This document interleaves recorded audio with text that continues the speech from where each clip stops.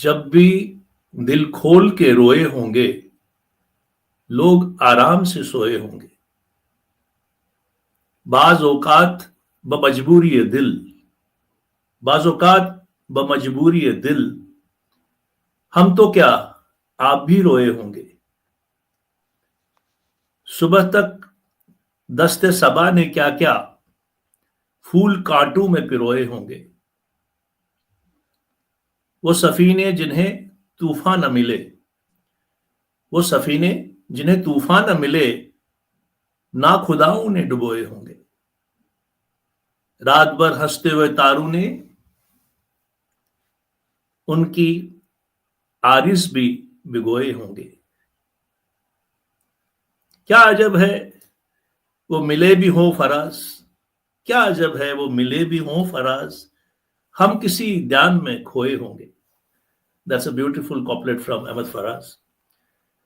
Good evening and welcome to Sheetal of Conversation, Sunday evening, 7 p.m. IST show.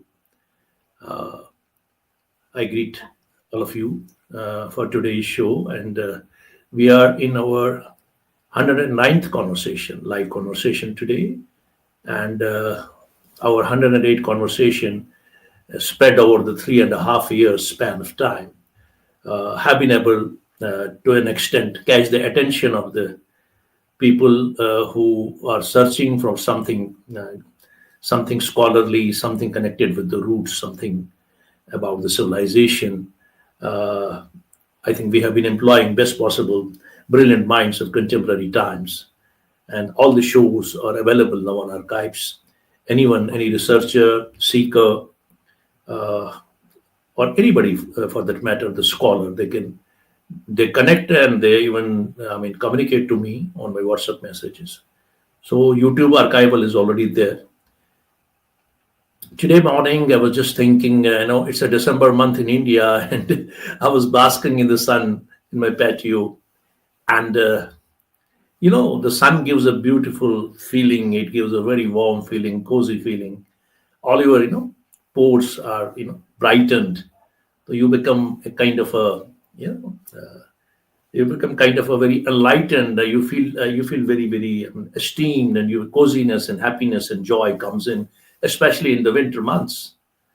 And that happiness further travels down, and sometimes, to an extent, it goes back into your heart and soul, touches your soul, and something becomes that this is the moment of life. This is what our life is, the great, salubrious, joyous life.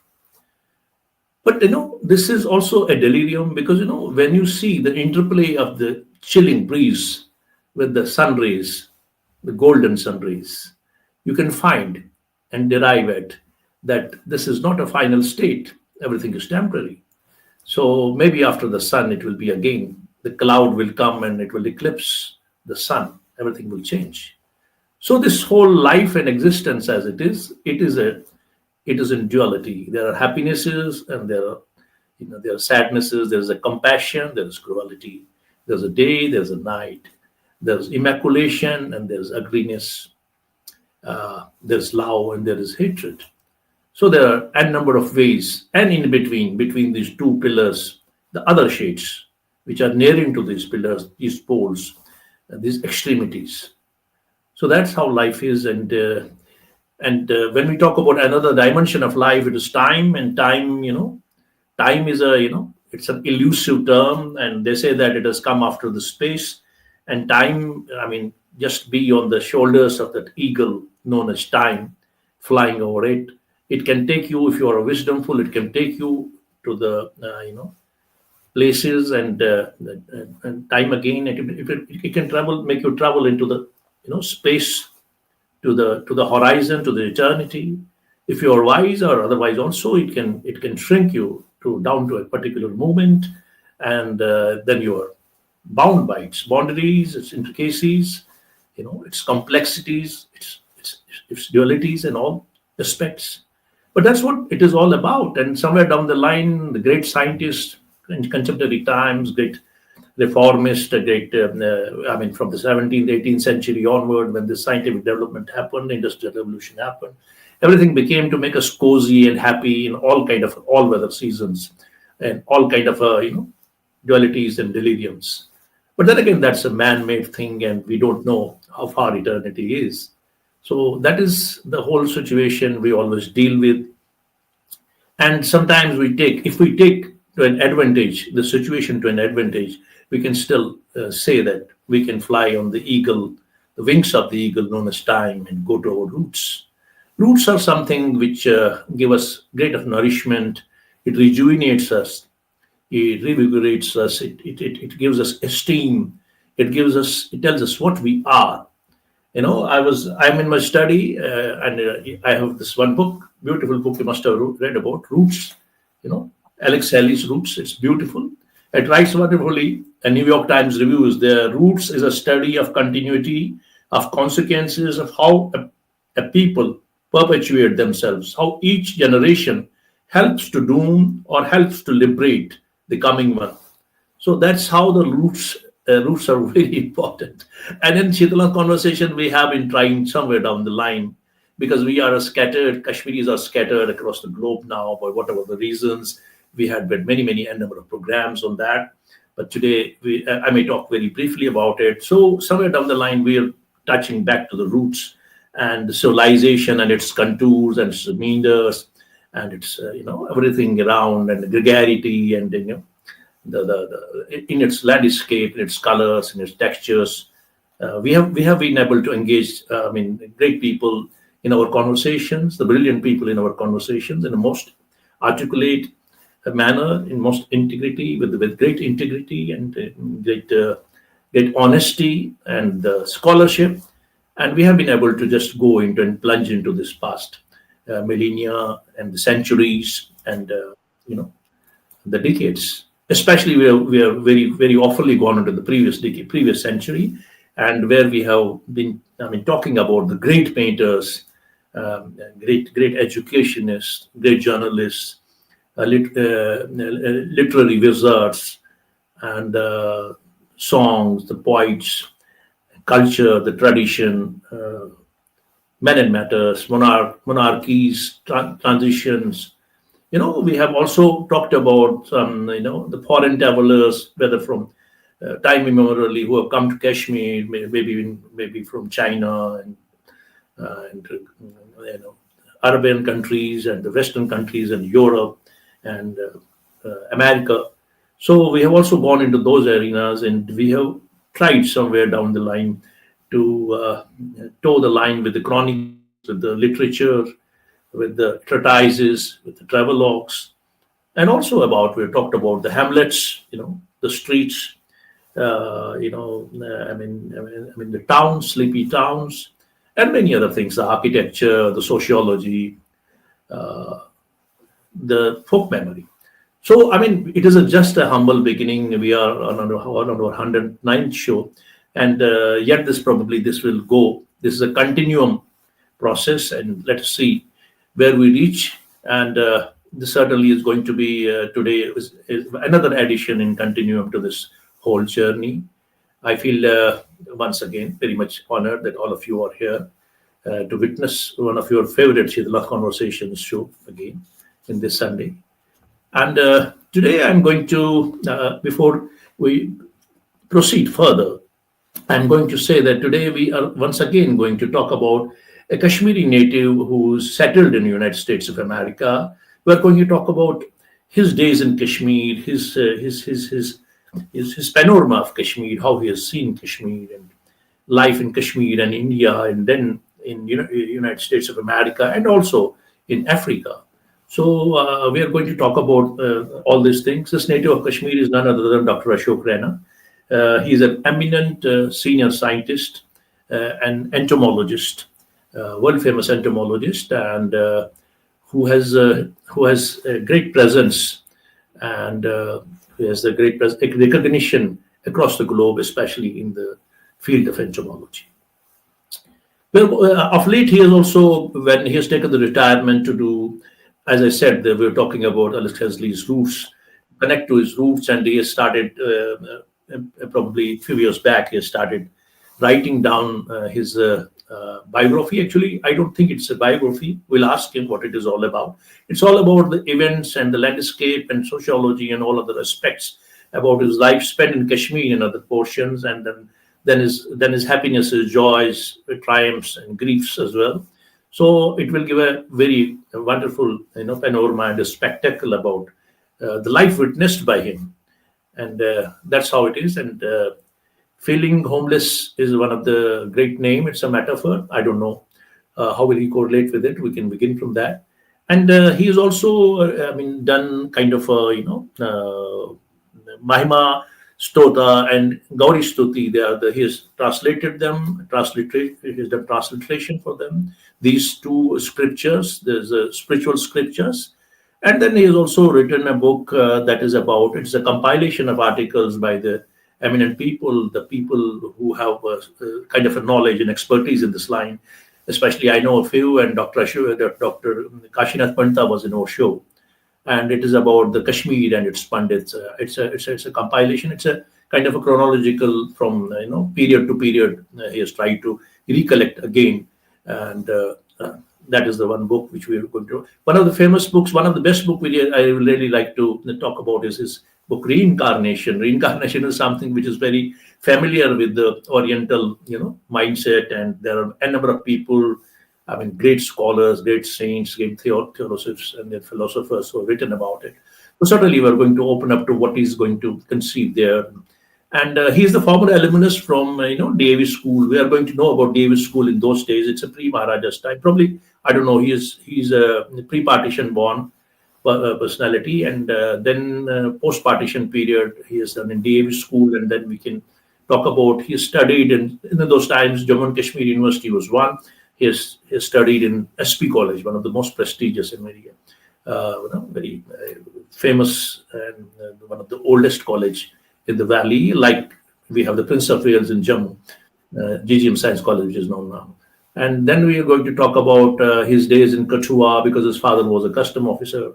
So it's all the stories about those things, and we're going to talk about. And he has done great service to the field of entomology by, especially he's known by his research, very spectacular research in the field of hormones, pheromones, and biorotational methodology of pest control, etc. These are all technical terms for me and maybe for the common man. So we're going to have an outline about his success in this area, and so that he makes us understand in a very simplified way what does it actually mean to a common man. So he is with the research papers around his 170 very profound research papers to his credit, and these research papers along with his 6 patents to his credit. So he has been awarded. Especially he is the fellow of Entomology Association of America, Entomology Association of India, and he has been editing many magazines, very reputed magazines in this domain, and he's also on the many prestigious committees. And he has been lecturing, traveling, and touring. He's a traveler and has traveled very nearer places in the Asia and far in the Europe and America and other places. And he has his memories and many anecdotes about the societies there and some connection with there and something like that. So we're going to talk about that as well. And he has been also a personality who was associated with Kashmiri Overseas Association, and I'm just trying to find out Kashmiri Overseas Association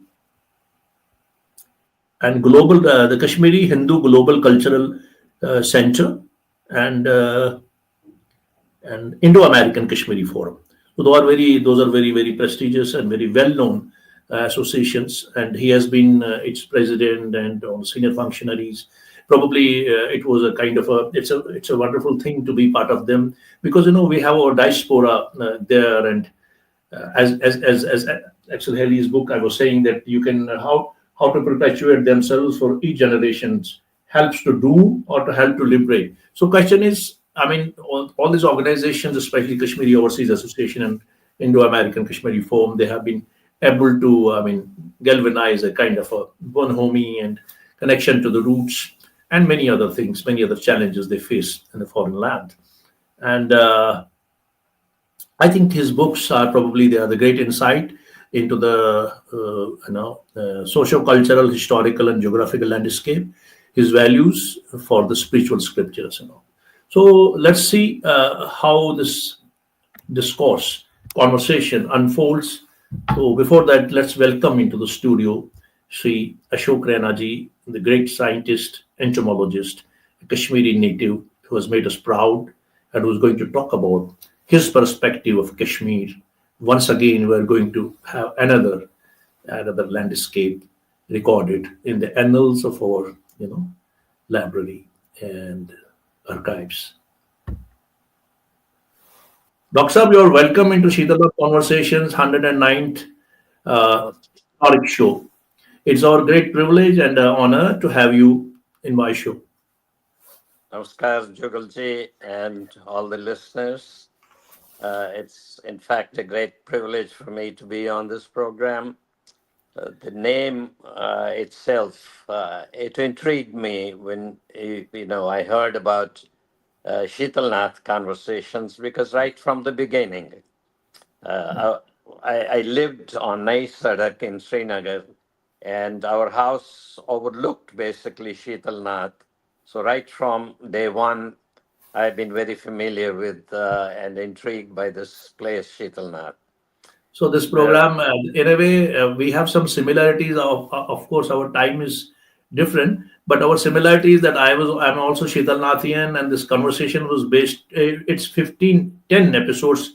The other 15 were, dedicated to the Sheetal Nath and its ethos, culture, tradition, the people coming there, the personality. So you are living this across the, that water sheet known as right, Mer. right. So Mar, across the we're Mar. living on the Yog Sabha, behind Right. Yog Sabha. So And, Hindu High and, School and was there. Sheetalnath was the center of all the KPR Kashmiri Pandit activity. So all the meetings and everything used to take place there, and we could practically see it from our window. So Jugalji, you talked about the book and entitled "Feeling Homeless." Yes, yes. I was going to. I was wanting to ask you this feeling homeless. What does it convey exactly? Because you are a settled scientist in the United States of America. You are a proud native, and they're living like other natives there. I can understand. This could be craving. This could be yearning. But let us know through your mouth, through what you want to convey on this. Well, when I wrote the book and I was looking for a title, and I came up with this for certain reasons that I'll explain. But my wife was very critical. She was, in fact, very adamant not to use this topic. She said, "We have a house and we have everything, so why do you call it?" And I would like to go back a few years. I was in Delhi and my parents came there. I'm the only child of my parents. They Okay. came there during the winters. This was in 1960s. And after a few months, he wanted to go back to Srinagar and said, "That's where home is." And when I go out and walk to Habakadal or other places, I meet people who ask me all kinds of questions, welfare. The same thing happened when I was in Kenya. They came there, and after a few months, his remarks were that we have food, excellent care, everything, but that homely atmosphere is missing. So I have outside the house, I have nobody to talk to. And the same thing, I think, in the United States, it's been nearly 55 years that I've been here. But even my grandkids who are born here, if they go out, they will always be asked, "Where are you from?" And that's Hmm. just by the looks of it. So you may have everything, a house and all the luxuries, but you miss certain amount of it. I feel because back in in 1967, I got the first shot when I returned from Aligarh after getting my master's. Yes, yes. And Actually, before that, what we would like that I would like you to before coming to Aligarh, we'll just that's a very interesting. I mean, your score in Aligarh when you were a student's president also. But before that, I would like to go back to your younger days. You have a childhood is it has you've been brought up in different place because your father was a custom officer, and you were in Kachua, then in Riyasi, then in Srinagar, and later on SP College and DAV School. Tell us something about this, not only the institutions. How was your observation? What are your recollections of those days in Kashmir and all these places? well, about the Kashmir before leaving Kashmir, the greatest recollection that I have is from 1947. My father at that time was posted in Anantnag, and uh, right about when the Kabaili raiders were on the outskirts of Srinagar, uh, my parents and I, we were traveling by a Tonga from Anantnag to Srinagar. And I can, even to this date, not forget that scene. We saw hundreds of thousands of people going in the opposite direction. They were all leaving Srinagar Oh, and going towards Jammu. And here we were going towards Srinagar. And my mother asked him, she said, everybody is leaving Kashmir and we're going there. back to And Kashmir. yeah, and he said, well, if we have to die, we better die in our home Oh, among our relatives, kith and kin. So these are the things. But then after the independence, he was posted at Lakhimpur, and most of you do not know where it is, but it's the border between Punjab and J&K. I have spent my childhood in Madhopur. Madhopur, it was very near Well, to Lakhimpur. right, That's right, another right. So coincidence. yeah. So so I spent 6 years of my early childhood there, and the primary school I went to.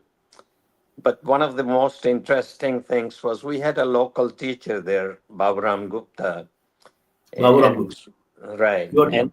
and one thing, it's unbelievable that he used to teach us math without using a notebook or slate as we had those days. So My this was goodness. a mental exercise. So he would give us problems in addition, subtraction, multiplication, and we didn't have to use any paper or anything. Just do it in our mind. And to this date, the advantage is when we go to a grocery store, and before the checkout clerk, finds out what the change is due, I have it already calculated in my mind. So that was a big advantage. Great teachers Right, in those times. Yeah. right. Uh, and the other great experience that I had, unfortunate one, that Shama Prasad Mukherjee, the Jansangh Yes. leader those days, Yes. because there was a permit system.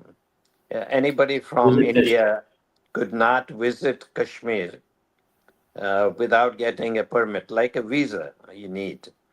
So Okay. he just wanted to abolish that system or have the Okay. government abolish that. So he came without a visa and was arrested there, and we all got exposed to the tear gas.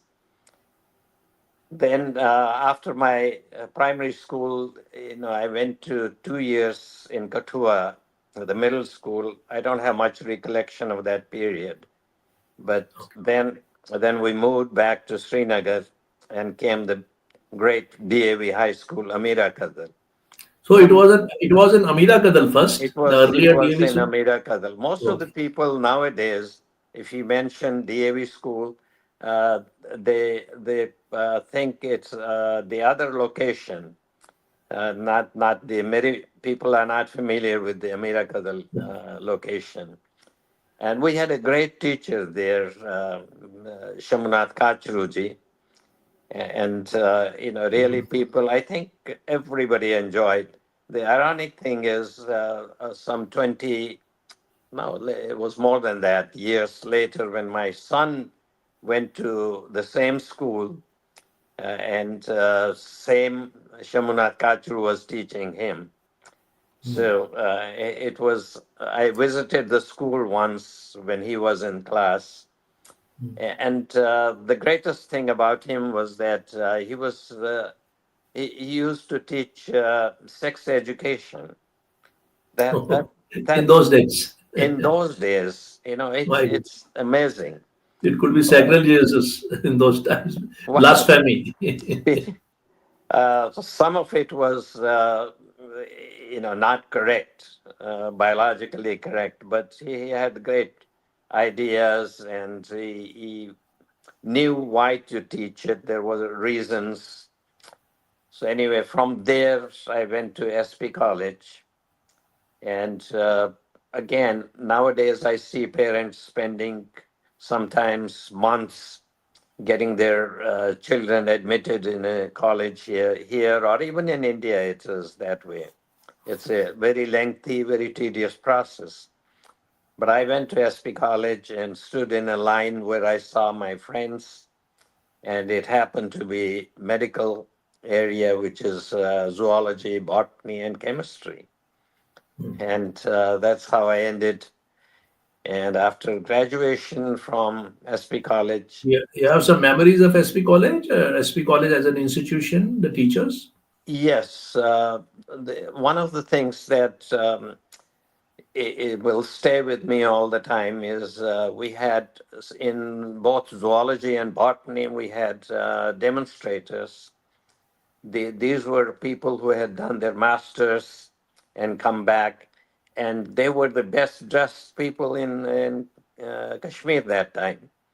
They Oh, would spend the afternoons after the college in coffee house, but lots of students, and even I sometimes imitated. I got my first suit made, which was a copy of one of our demonstrators who happens to be still alive and around. God bless him. So, and you are yeah, talking about the coffee house of Regal Chowk? Regal Chowk? yes, yeah. Uh, Okay. the, and the other thing is we had two cinema halls very close to SP College. These were Regal and Amresh. Amresh, we don't know, but Regal Regal is was still in our probably time. there. Yeah, Amresh was in the back of the Regal, and we used to cut classes and go watch movies. And one of the things I remember very much about is that there was a very heavy rain, and the hall got flooded. So in the third class, if you have heard of, third class was the cheapest, and in the front, the benches were floating. So we Yeah, were they would keep the benches and smoke. It was smoke all around. In our right. times, it was smoke. Yeah. So we were almost, watching the movie in a boat. So Looking it was upward. right. And so those were fun days, but I didn't, I was not a, uh, upper division or um, student. And with the result that when Srinagar Medical College got opened those days, I did not get an admission there at the medical It college. was which year? Which year, sir? I think it was 1960 or 61, Oh, around that time. somewhere I'm born around. That's the And dates I'm born around. Yeah. ironically, its administrator was Dr. Fazl Rahman, and who happened to be my father's classmate in school. So I asked him if he could approach him, and he flat out, declined. He said, You have to get admission on your own merit. No, I will not interfere in that." But Anyway, then that ended my schooling in Kashmir that time. So after that, My father had opened a tire retailing workshop.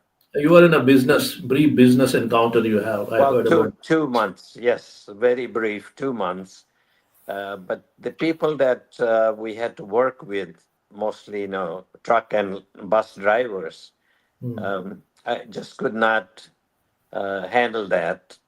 Those So, people were too rustic to be yeah, dealt with. right, right. Yeah, the language was not acceptable to me.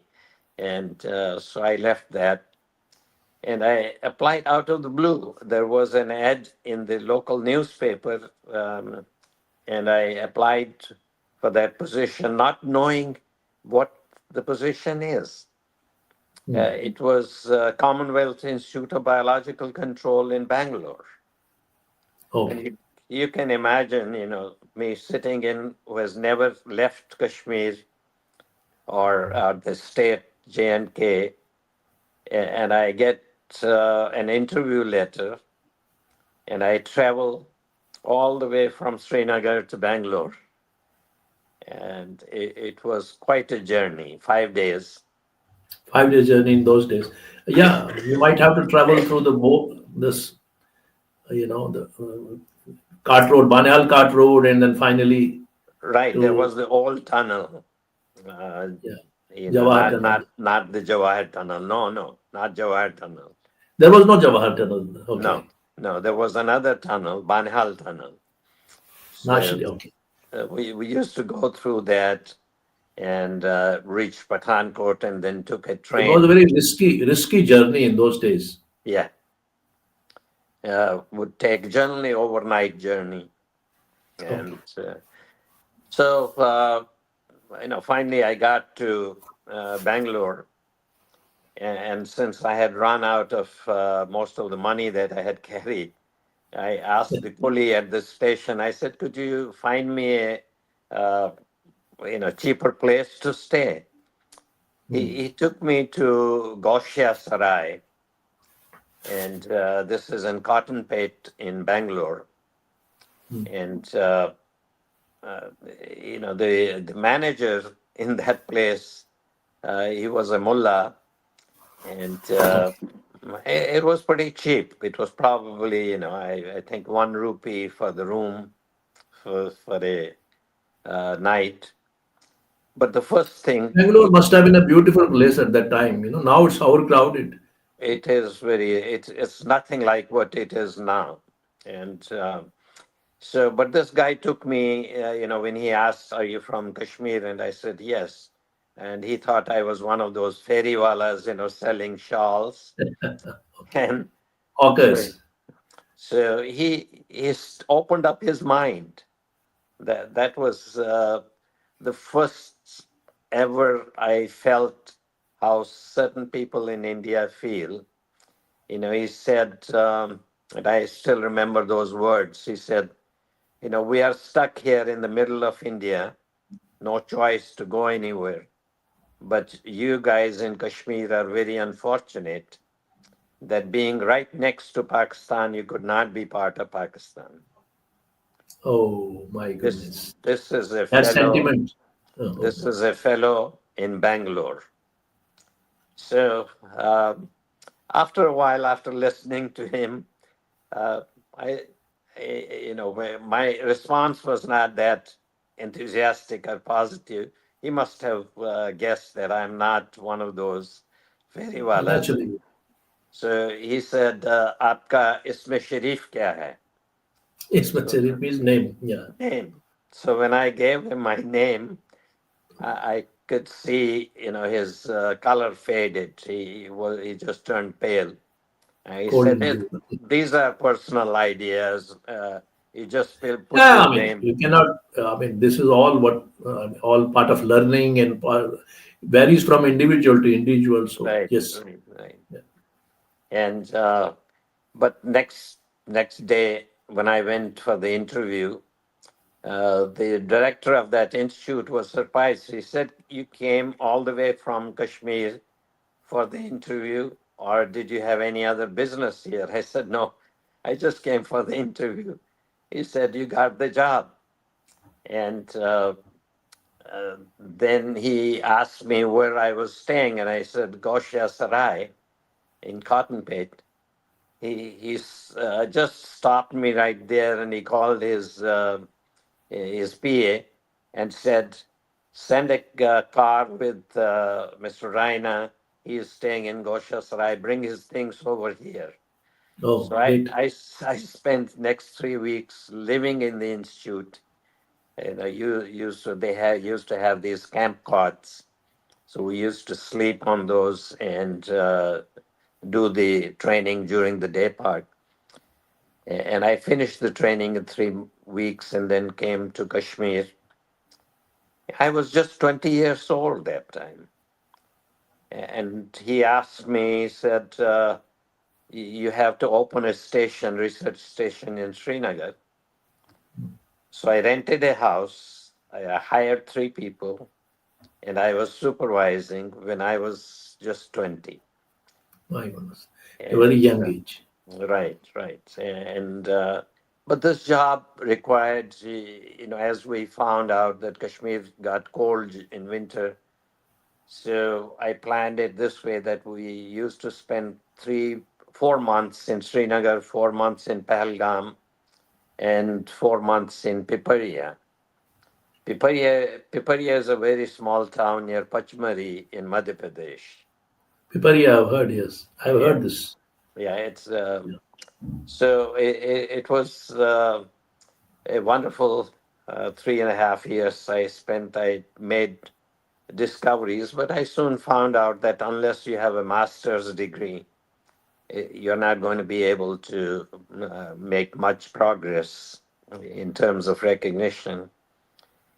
Yeah, and then I went to Aligarh. And Aligarh, we want to know about Aligarh of your times because there are many, many personalities, Sir Syed and all those people who had started it, and later on, generations of people who were into the freedom struggle. And I also heard that you have been elected as a president student, despite of the Not, fact that not the president, but one of the cabinet office. members. So Yeah, one of the yeah, one of members. the members. No, uh, Okay. a Because I non-Muslim. know about DP when he was studying in Allahabad at Lucknow University, he was elected as President Students Union there. Right, Because I had a conversation with his son Vijay Darji, so right. he talked about. Yeah, please go ahead. So eh, Aligarh was, yeah, it was quite different. One of the things that sort of surprised me was that we had a university mess. The food, where food used to come from, and the only thing that they were serving was buffalo meat.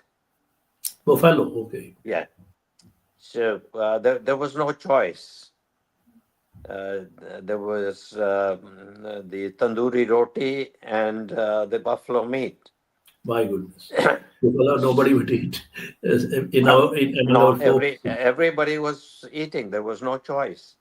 Oh, So what some of the Hindu students at that time did is we started our own private mess. We got the okay. permission from the university, and we started a mess of our own, and it worked fine. So I was even a mess manager for 1 month, Okay. and I introduced the concept of vegetables because most of the people in UP they like potatoes and things like these dal, Dal and potatoes. so I introduced vegetables. Anyway, I did contest the student union elections, as was elected to the union cabinet, as they call. So I just sent a letter after Yeah, I election. heard that you said dashed a letter to your father that No, you have been sorry, no, I elected didn't for a send a cabinet. letter. I sent a telegram. The A telegram telegrams, was there. That was telegram. It had to be very brief. You cannot be very descriptive in a telegram. So I said elected to the union cabinet. your father must have been And astonished. I mean, what is he saying? Yeah. yeah, they were all puzzled. They said, union cabinet meant the central government, and he has left the state and joined the union cabinet. So anyway, the following letter then explained because there was no phones that time. Mm. And but one of my see, incidentally, I think Sheikh Abdullah went to Aligarh Muslim Sheikh University. Saab was in Aligarh Muslim University. He Right, was he studied from, and many people, many other right. people. Yeah, So, Kashmiri so politicians, many. Mufti yeah, Muhammad Sayyid. They were the later generations, but yeah. yeah. With that background, one of my professors after the election said, "Did you come here to study, or Or like many of the Kashmiris join politics?" and, and I got the message. That made a big change in my study habits, and I did very well. And because I had 3 years of my work experience, I was very well respected by the teachers there.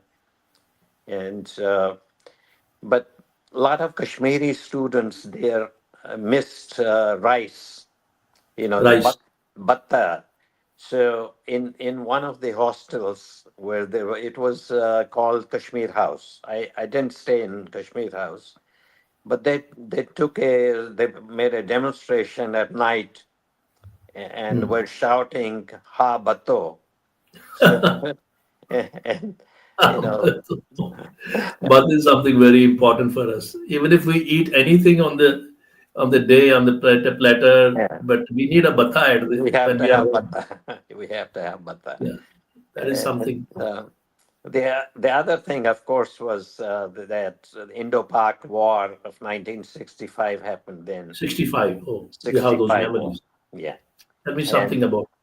and what they did is the university administration, they confiscated all the transistor radios from the students because most of those students were listening to Radio Pakistan, Oh, that's so wonderful. and they were talking about like having lunch in Amritsar and Yeah, or breakfast in Amritsar and Ayub Khan lunch had in told Delhi. Shastri ji, but when finally they won, India won, so Shastri ji said that Ayub Khan Sahab wanted a tea in Delhi. So I thought that why you to give him a trouble? Why not to go directly to Lahore and have it there? That's right. Yeah. Shastri was a great man. Yeah, Yeah. So, and I was in Aligarh when he passed away in Tashkent, that Shastri, and made a train journey from Delhi, from Aligarh to Delhi, and mm, that's another memorable thing.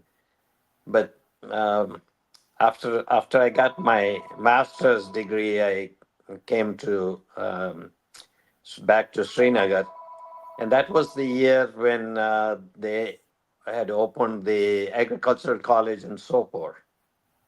yes, there's one college there, Vajuda. Right, right. Yeah, And so I applied for a position there of a research associate, and I got the position. mm, But then it had to be ratified. The order had to be ratified by the Secretary of Agriculture. mm. And I used to go almost every day for about 10 days to the Secretariat. And his PA would say, Aaj sahab dore pe hain, or he is traveling, or he is in a meeting, or something, excuse. And this was the time, Jugal ji, when Parmeshwari Handu case, if you Must be recall, around 67, 67 right, around. 67. I was 5 years old then, but I have the memories. I have the memories. People thronging into our home, Sheetalnath, Right, rush, yeah, tear gas, and everything. It is Sadik's time. Probably Sadik Saab was the chief minister. right, right. And so I walk into his office, this PA, and he told me, he said, leave Kashmir for us. You can find a job anywhere in India. Oh, So this was a clear message. And I took it to heart. I left the next day. And because I thought, there's no future, but I sometimes wonder if I had gotten that job in Sopor. you would have not been go to such a vast exposure and Well, achievements, it's not accomplishments. only exposure, but I would have probably not survived. So Okay. because of my views, you know, Temperament. nationalistic views. And so, anyway, I came to Delhi and I got a job with U.S. Agency for International Development. Hmm. And they had a pulse improvement project. So, pulse is all the pulses that we eat. And it was in collaboration with the Indian Agricultural Research Institute and Pusa Institute in Delhi. Um, so wonderful time. I joined as a research associate, but my boss, who was an American, he left. He came back to U.S. after a year. So I became the de facto entomologist of the that project because there Okay. was no other. So responsibilities have been coming to me unexpectedly, and I did very well. In fact, my research of finding a insect resistance line of Bengal gram or chana was adjudged as the discovery of the year in 1969. Oh, So, and Dr. Swaminathan used to be the uh, head of the department, or no, he was the director of Pusa Institute at that time. So I had precise. good interaction with Swaminathan. Is probably one of the greatest authorities in agriculture in throughout the Yeah, world. I've heard about it. It's a great Right. name. So, but a very strange thing happened. One of our plant physiologists, who was an American, he took some seed, packed it in boxes, and asked his driver to drive. He was going to go to Pakistan, Okay. and take this seed with him. And somehow the news leaked uh, to the government of India, and they stopped him on the border and confiscated the seed. This was a foolish act because he could officially he could send that seed. It was This is, an yeah, but I mean, he it could was yeah, do it officially, and right. he did it illegally and tried illegal way. Correct. Why did he So do? Why did he do so? uh, just to get a favor from the Pakistanis at that time, Okay. you know, Clandestinely, he wanted to reach right? in. He wanted to bypass the Indian authorities, Oh, and so uh, that strained the relationship, and the institute was asked to pack up, and I started then exploring the possibility of coming to US to do my PhD here, and I got admission in three universities, and two of them did not give financial assistance right away, but the one in North Dakota, in Fargo, okay. they just gave an immediate assistantship. North Dakota State University is a mediocre university. It's not one of the greatest, but something very. It was lucky for me, I think, has been always. Learning. There was a U.S. Department of Agriculture's lab there, which it was considered one of the best in the world, called Metabolism and Radiation Research Lab. Oh, So the university asked me to work there on my thesis research, and that certainly was really a very good thing in my life, I would say, assignment. because A great assignment. uh, Right? I published 13 papers from my thesis, which is a record anywhere. So generally, people, if they publish two or three papers, they think great, but 13 papers is a record. So after that came a very interesting period because I completed my PhD there. Fargo How was your time in this period in Africa? Because you stayed in Africa and No, you studied that there. that that comes afterwards. Okay. This was Fargo. You know, Fargo. It's the Yes, even north. Fargo was a time you spent there. Yeah. Yeah, it is. It's very cold place. When you talk to anybody about Fargo, all they say is, it gets to -40 in winter. So, but people were very ignorant about rest of the world and certainly India. They didn't even know where India was, Okay. and And how were they as a tribal? I mean, very uneducated or brutes kind, or very nothing. simpletons Very and very simple. No, nothing aggressiveness. Very simple, down to earth people, and so.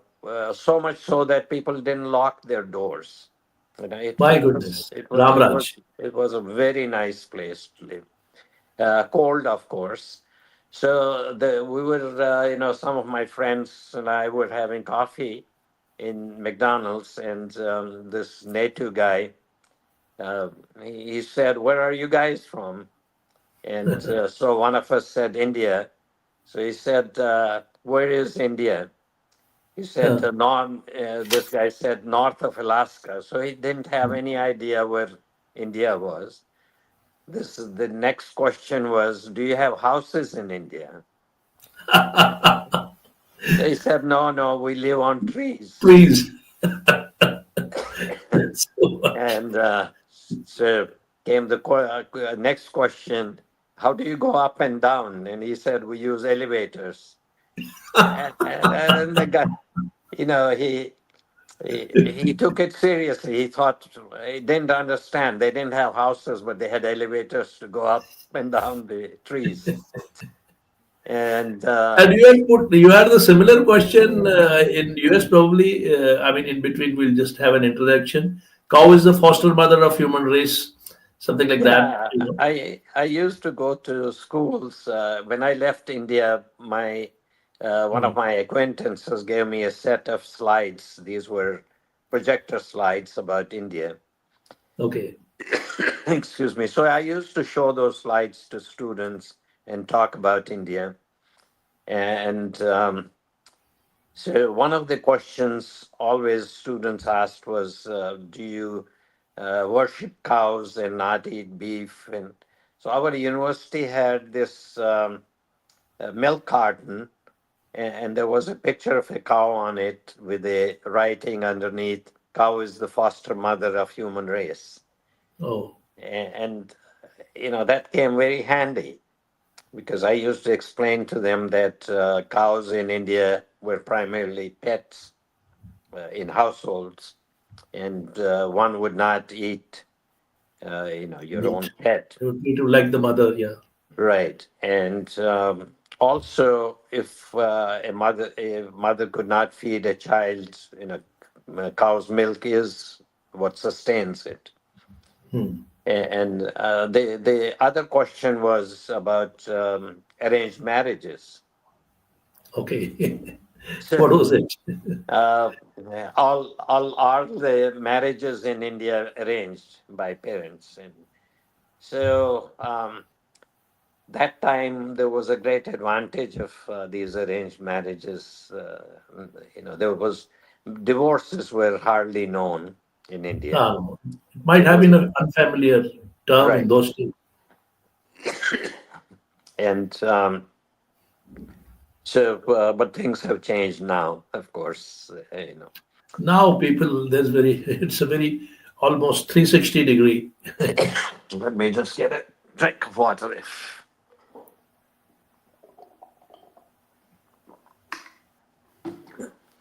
so, that was So a you were talking about, yes, what we left the thread where you were talking about your when you completed your doctorate there in Kenya and in sorry yeah. in I this. had I had made a promise to my parents. As I said earlier, being the only child, that as soon as I complete my studies, I'd come back. So I applied to many many positions in India. This was 74, and I did not even get a acknowledgement. And this was a time when Indira Gandhi, who was the prime minister at that time, used to almost every day say, "We have this problem of Brain brain drain. drain, brain drain." Brain drain. And much later, I think it was in 80s when I happened to ask somebody at Pusa Institute, I said, why didn't I even get an acknowledgement? Why was I not offered a job? And he said, because uh, there are lots of qualified people in India itself. So, they have to be given first priority. A- Okay.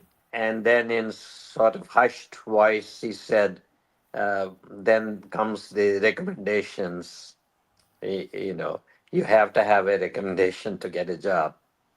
Oh. And most of the jobs are already pre assigned or predetermined. And that's why you didn't get any response. So it was not different. India, rest of the India was not different from the Kashmir. You were heartbroken twice, in once in That's Kashmir and once in India. Yeah, once it in was the India. same. That Okay. and with that strong feeling will answer your first question, why homeless? So Yes, I was truly made a homeless at that time. It's you a are feeling. intending to come back. You had a strong feeling to be back, but you were Yeah, denied this. yeah. Yeah. I had no intention of staying here. Lots of people who come here for financial reasons or other things. I did not. But if you look back and see the things I did in research and science, I probably could not have done that. You've done it Those, in. You could have done it in India, probably, but not in Kashmir. well, even in India, the facilities. Were not available. One of the greatest drawbacks there is you don't have freedom of research. Oh, Uh, it is what happens is there's this saying, very well famous saying, that bin guru gyan kahan se paun, बिन गुरु ज्ञान कहाँ से लाऊं? right? So, but in my case, it's a very strange thing that I never had a true guru. uh, I always ended up in positions where I set my own research. I determined my own. Of course, if I needed guidance, I would get it, but I determined what I need to do.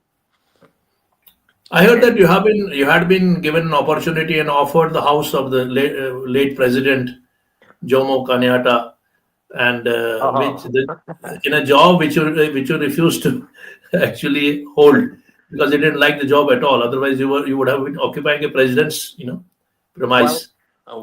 when we I came to U.S. in 1970, my wife joined in 72. But our two children were still with our parents in Kashmir. Oh, So for 6 years, this is something that I don't think you have picked up, but we stayed without them. They were in Kashmir with my parents, and we were here in the U.S. And so great sacrifice.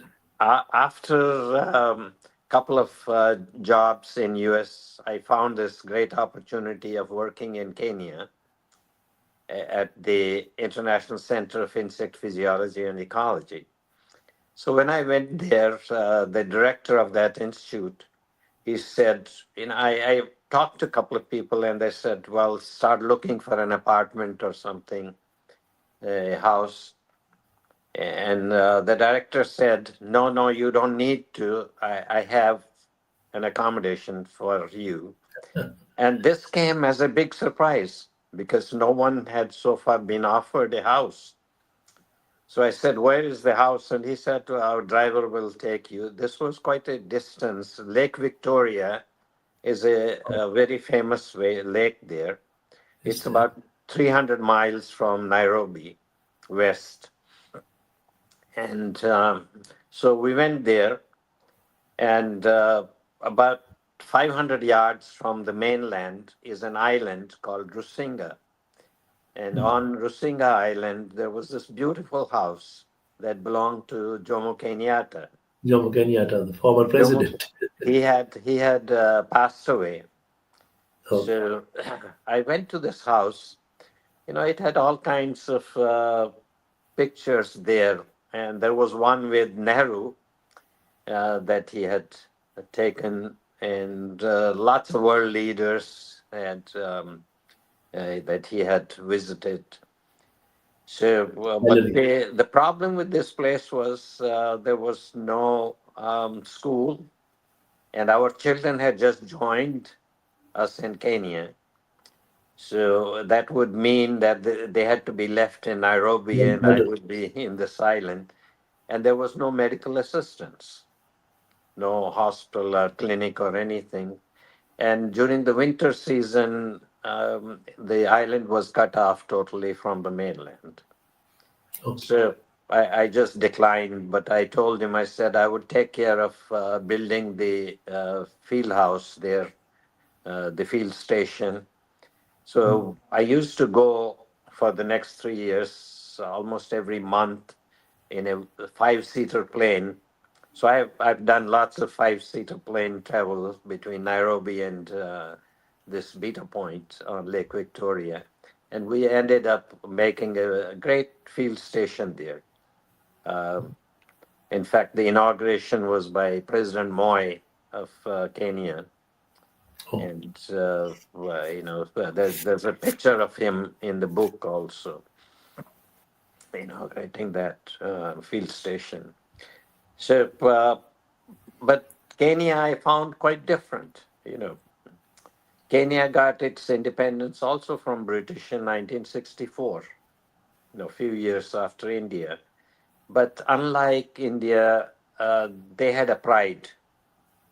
oh, So for them, their own people came first, and then came the British, or the white person. So they didn't care much about the white people as they cared about their own people. And the that other is something thing, great. yeah, That is a native. I mean, you have to respect your natives first, right. preferentially. Yeah.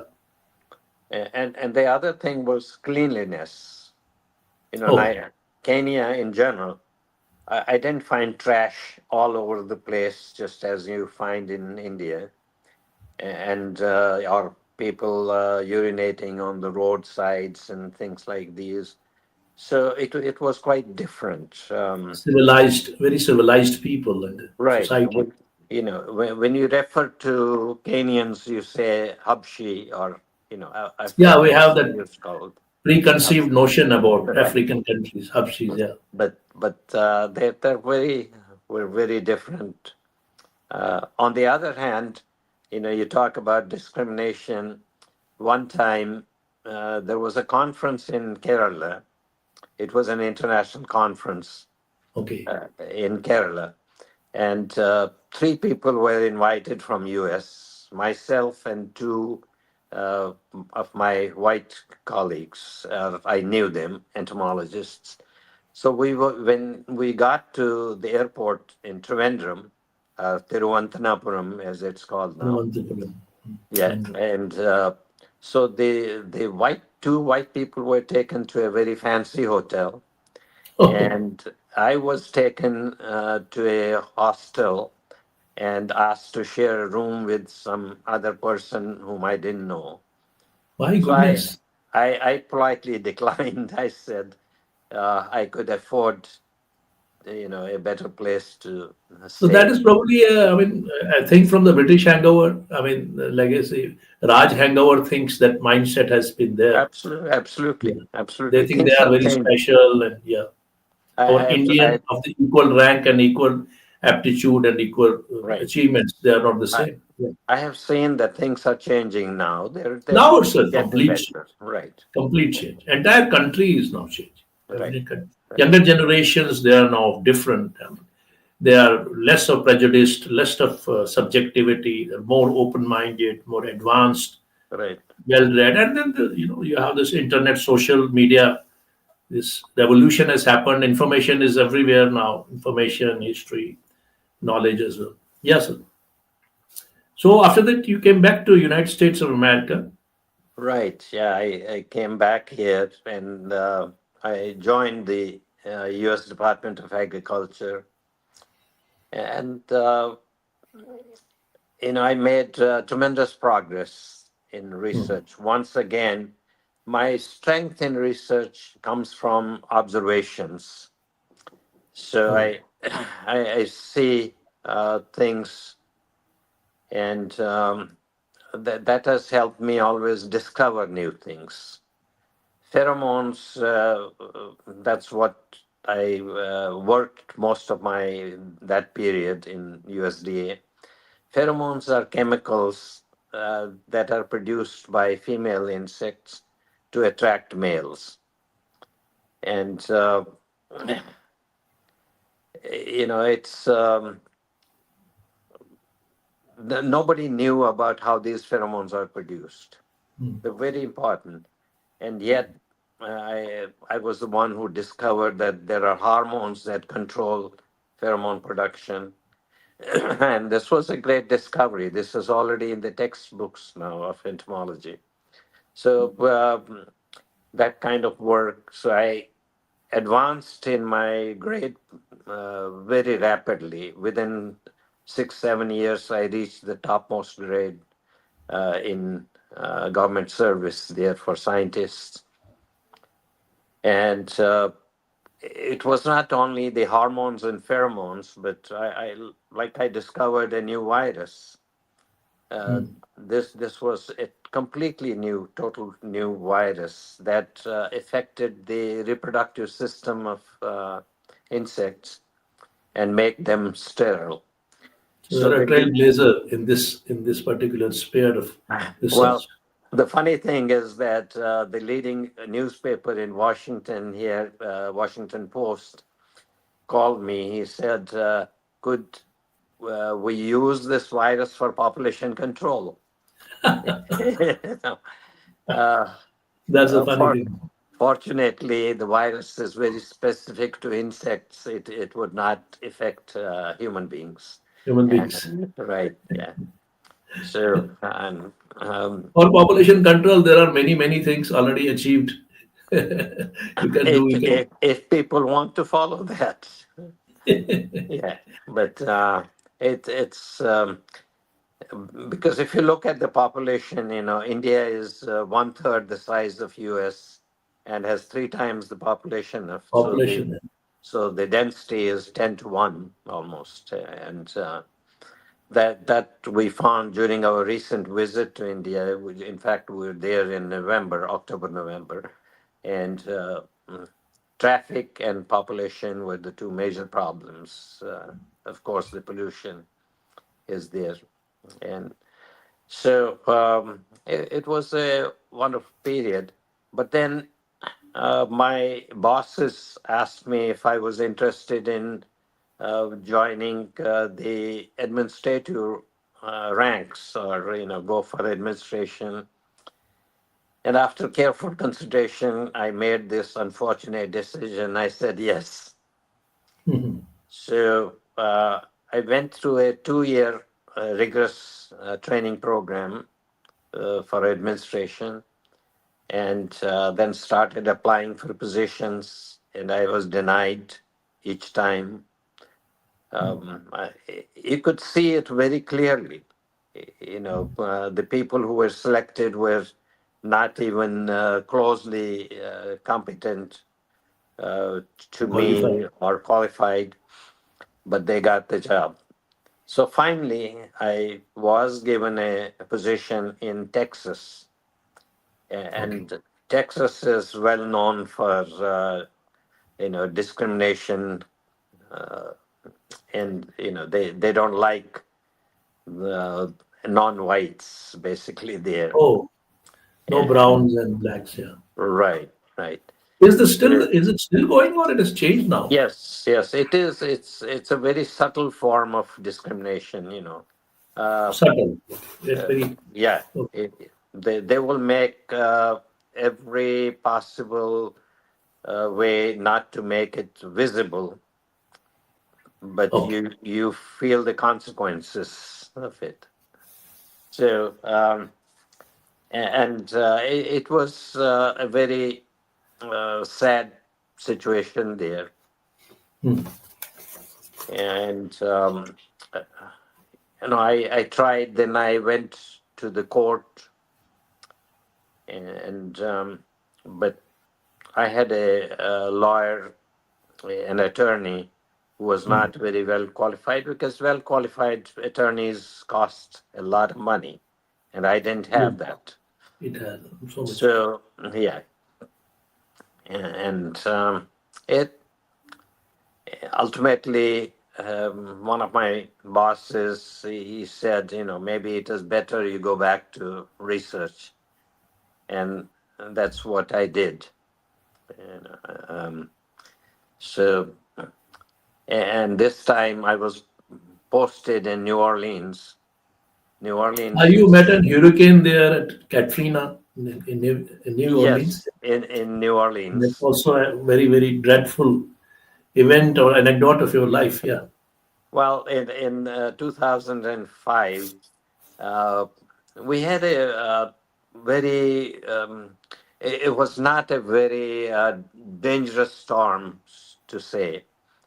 So we Okay. had a warning, and my wife had already come to Maryland, where our son lived, not because of the storm, but some other family business. And I left. It was a beautiful sunny morning that day, and so, but knowing that there will be power outages and other things, so I left for the next town. I went north, and very soon, uh, in New Orleans, if you look, it's like a bowl. uh, it's deeper, it is lower altitude. On the north side is a huge lake, and on the south side is a river. And there are canals connecting the lake to the river. And the bunds on these canals broke, Oh, so it and was a breach. they Breach. flooded the entire city of New Orleans. So we had a single story house, and it had 6 feet of water in it. My goodness. And that water did not come and go. It stayed there for 3 weeks Stagnant. until it was pumped out. Drained off. Huge pumps were used. So, but by the time, after about 2 months, when we came back, there was mud, nothing else. Everything lost. So 95% of our belongings were gone. And, but I learned that these are things, material things, they don't go with you at the last minute, so why worry about it? Yes. That's And what the Oriental wisdom says. yeah, but Because Lord Krishna. people Yeah. don't follow that. They don't understand People it. don't follow that. They understand, Yeah. they don't follow. They don't realize that rather. Well, they would not accept it. Probably they know, but they won't accept it. The reality of life. So the other thing is, after this, after things got cleaned up and everything, we couldn't live in that house, but the government provided us with trailers. Hmm. These are mobile homes that are 7 feet by 30 feet, and Oh, we lived for nine. That's what 200 square feet. It's the size of a large room. So we lived in that for nearly 9 months. 15 by 12 or 15 by 15, that would be hardly, yeah. So you start understanding the value of space, It gave and you, make you understand the stark reality, stark encounter with the reality of life. right, yeah, That what is the value of place where we live and uh, how you do without it. right. How do you feel and face without it? Yeah. People wish. these huge houses, palatial houses, and they don't understand that you can basically live comfortably in a room. Anyway, that was the New Orleans story. So I retired after we went back. We lived in an apartment after that for 3 years, and I was those days working on termites. Okay. Termites is a major problem in India. Yeah, it is terrible, terrible. We Demon. had our house in Jammu. I mean, it was so. Although our wood was very quality, father had very seasoned wood, but yet, I mean, other houses where they were all tormented, but in our house still Yeah, this termite thing had happened right. because the garden was very near. Yeah, Yeah, so wood, particularly with moisture, will attract termites. And but in India, even the papers, like newspapers and books, and they get eaten by. So one of my colleagues in Bangalore, I remember that she had a room full of magazines and other things, books, and she came to U.S. After 3 years. When she went back, there was just dust there. They were right. eaten by termites. So It could happen even in the high-rise places as well. not so much. If there's not wood in the construction, they have to find a way to get into the wooden, like you have wooden cabinets, Boards, yeah, we call board, them board here. Yeah. right? Yeah, you have to watch and see. I mean, Um, and only a train accepting a leakage in the this drainage system or the water from the monsoons or the rains that only yes, can bring that effect of termites in right. the high rise. Yeah. Yeah, you have to have moisture for them to survive. And So what? How is the life in US? I mean, vis-a-vis your social life correlationship with the natives of US, and apart from your well, service, your there social there life. is Yeah. it's a misnomer. There's no native in US. Everybody is No, a no, I native. understand. I mean, present native, I can say present native. No, that's There what are we keep telling them. We said, You're not from, you're not the original inhabitants of US." That's true. That's true. The original people here were called the Red Indians. Indians, they Yeah. call them Indians. Yeah. No, Red Indians. Red Indians. Red Indians. And but they are you can hardly Static. see any. So American Indians, they are also known as American Indians. they are also known as American Indian. American. Yes, now the terminology is like the black people are not called black; they are called African Americans. Yeah, black is a, I mean, that's a very wrong term Right. to call anybody So black. the same way the Red Indians are called Native Indians or I found there are American. some in this place in Chicago. I found a place, there is a museum of the Indians, native Indians of America, and a lot many things Yes. like Yeah. that. Yeah. They have become a museum piece now. Yeah. Yeah. They It's like it's like us that we are the extincting species. That's right. What they did was, these used to survive on American buffalo. If you have Hmm. seen, it's a different kind of a buffalo. It's called the American buffalo. So, but the people, Europeans, when they came, they killed all those buffaloes. So the Oh, native people would not have any food resources, oh, I and see. and that's why they almost became extinct. They're I few. know. There might have been some other reason, political as well. They might have been suppressed or kind of a things. Not it's Yeah, not they, only they food. they have been suppressed. So have been It blacks, happens in this world but everywhere. there's a strange transformation. When we came, the white people used to mow their lawns, cut their grass. Then, after 20 years or so, it was the black people who were doing the lawn mowing or the grass cutting and other such work. Right now, no white, no black, it's all Hispanics. Hispanics That's means people from South America. that's good. That's good. And I also found one misnomer which we Indians believe that's for the good of America. I found maybe my test case sample is very small. I found all these people, they have a very good family harmony, grandmother, father, although they live separately. But the harmony between the family members, the generations of family members, that seem to be good, especially in our neighborhood there where I live. Yeah. Which people are you talking about? American society, I'm talking about American general. people. What Yeah. I mean, what we think as in India, that no, My, no, they have no social harmony with each other. Inter social harmony. Yeah. to a large extent, that's true. But they meet maybe 2 3 times a year. It's not Oh, I see. like Christmas and Thanksgiving and things like this. Festivals and all that. Holidays, they have a gathering. Otherwise, it's not. Most of the older people, they end up in Old homes. yes, old homes and sanitary and where they're taken care of. Medical assistance is free and for those people, so that way it's good. And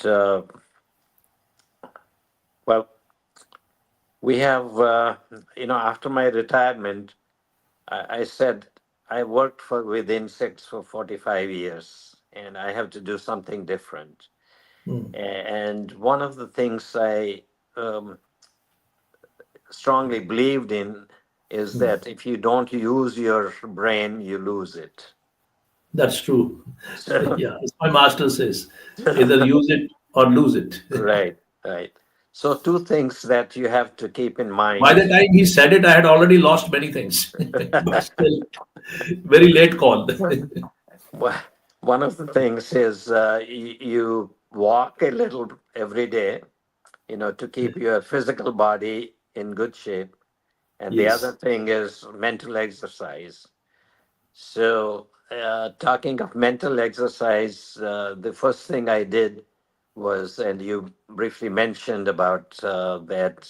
I think you have a copy of that also. No, probably this is the Mahimna Oh, Stotra, Maimastotam. Yeah. You have done and translation and transliteration about. so my father used to recite it, and it was in the back of my mind. So what I did is I did a transliteration. I published it twice, once in America and once in Jammu, and distributed lots of copies free to anybody who wanted it or cared for it. And I also made a CD to go with it and gave it to. So the Mahimna Stotra is recited by Ramakrishna Mission Fellow in UK, and it's a very clear rendition.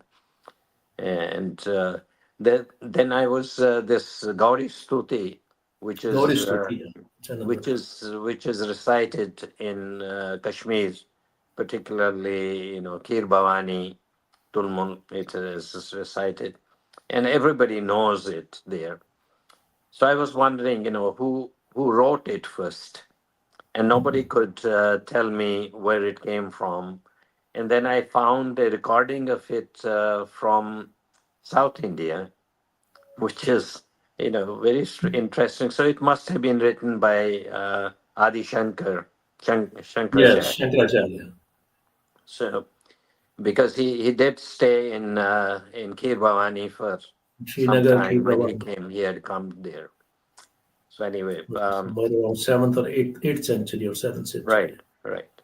So after that, I wrote the Feeling Homeless, which we have talked about at great length, and Yes, something I got this. Feeling homeless is here. right, You right. can read this book, and there is another that is History of Kashmiri and its And Pandits. its pundits.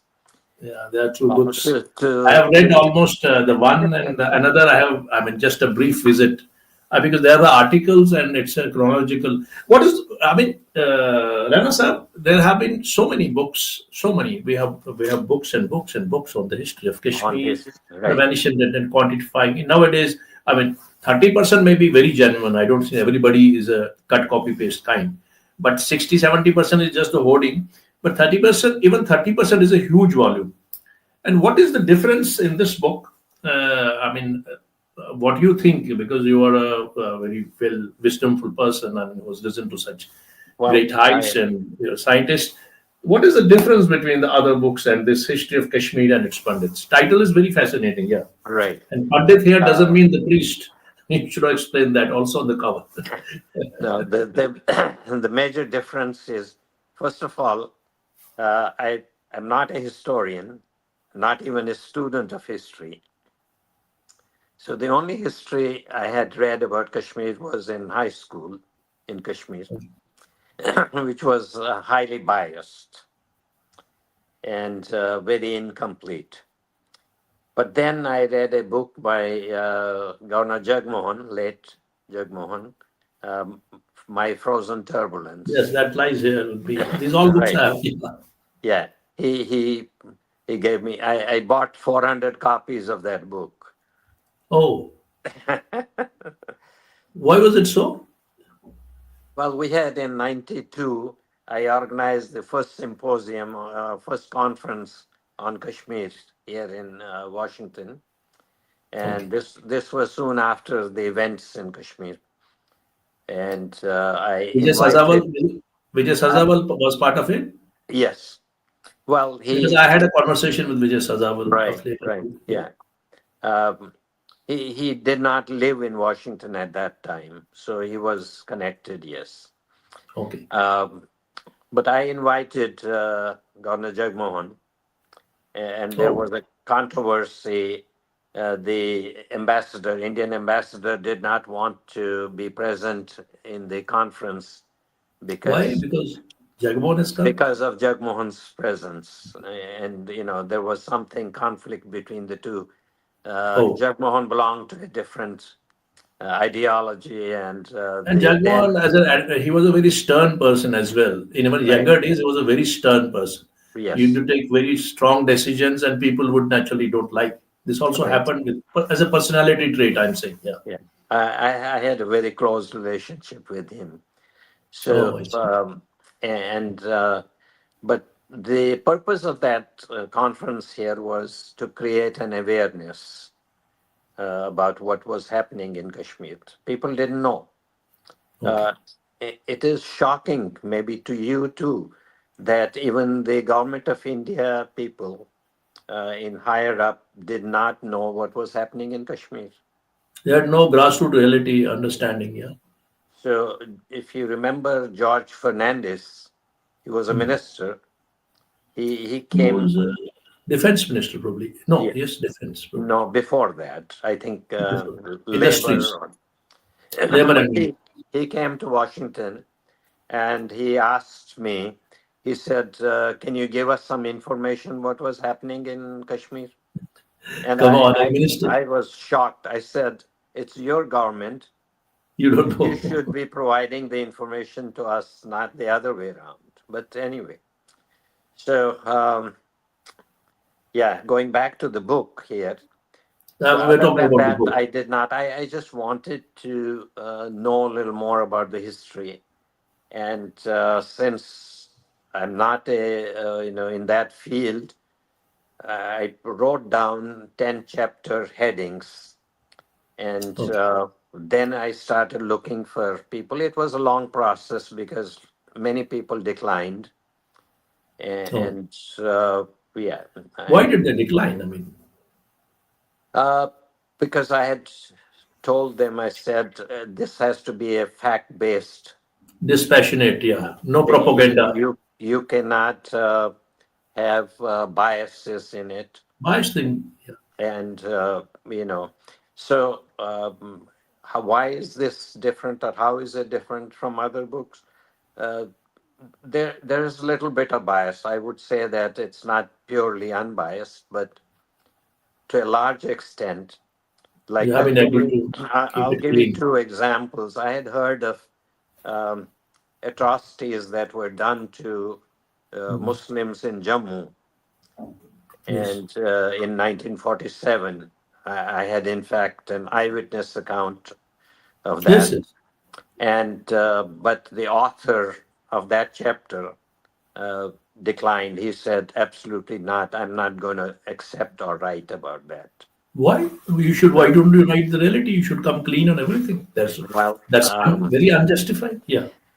the same way, uh, I had heard about this Makbul Sherwani. Yes. Makbul Sherwani, Somebody this, said. Some people say that's a myth, but that's a wrong thing. Mahmoud Sherwani well, was a real personality. well, Yeah. our honors, Kashinathji Pandita, Yes. Yes. he refused to accept uh, his legacy or his role. And then Kashnaji has a different view on that. I've right, heard. right. Well, but he is correct because he lived in Baramulla and he had Baramulla first. had a devastation. Srinagar and adjoining areas were not that, affected because national conference workers were there. They Right. defended the families. But extreme areas like Baramulla, they were, helpless. So he has seen those atrocities. He has first And six. worse, he has seen worse situations. I cannot relate here what he Yeah. told me on my conversation. My goodness, it is very Mm, shocking. They had to become, they had to work as laborers. And yeah. people used to, Afghanis used to come. They used to put a row, complete row, and they used to segregate people. Where are the pandits? Yeah. And they used to kill them. Something like that. Yeah. Where NC worker was not abundantly available in the borders. So we have to give them that kind of a justification. That's what I feel rational. So I did myself some research on Sherwani, and I found some things very interesting. His aim was like Sheikh Abdullah's to make Kashmir a independent state, a Muslim state, and he was deadly against Pakistan.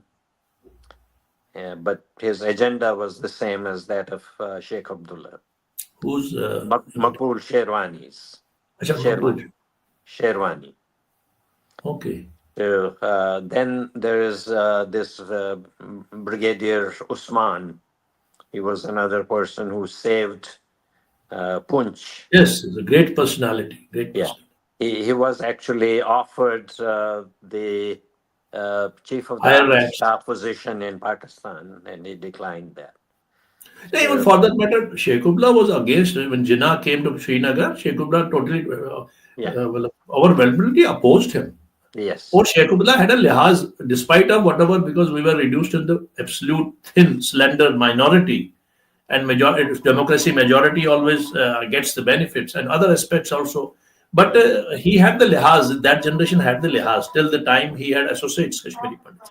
But there are other sides as well. I don't want to go into the politics now. But he was a personality, no doubt about it. He was a personality. But I don't know.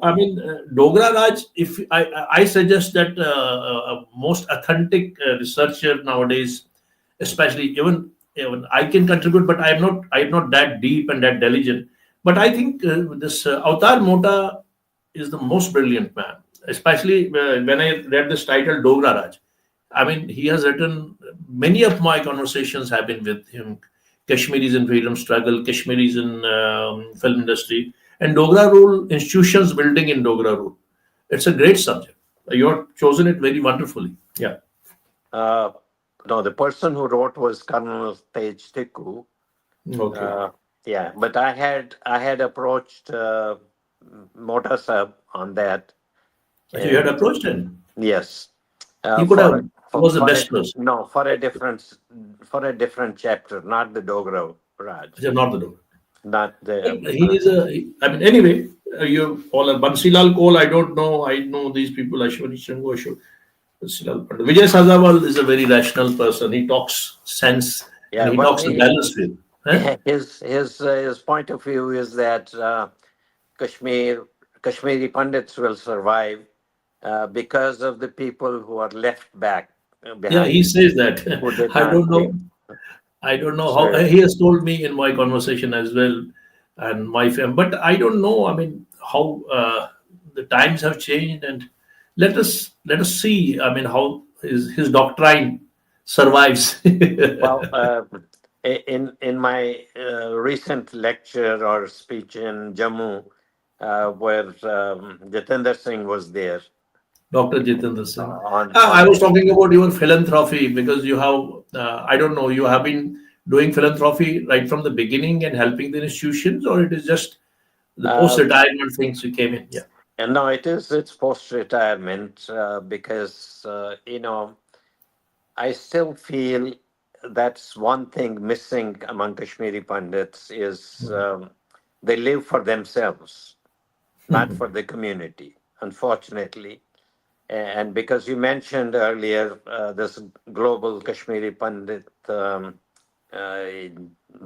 Cultural center, Hindu cultural culture. You want to? center, yeah, that unfortunately is my greatest failure so far in life because we organized a group and we wanted to build a cultural center here in Washington area. And I know people have money; they could, They are and very rich Kashmiri Pandits nowadays. I mean, yeah, and so, but not one person came forth, uh, with, with the money. To the extent that somebody living in California said, "How is it going to help us?" my goodness. Because it was, in a different city. So I still have not completely given up. I hope the next generation would take up.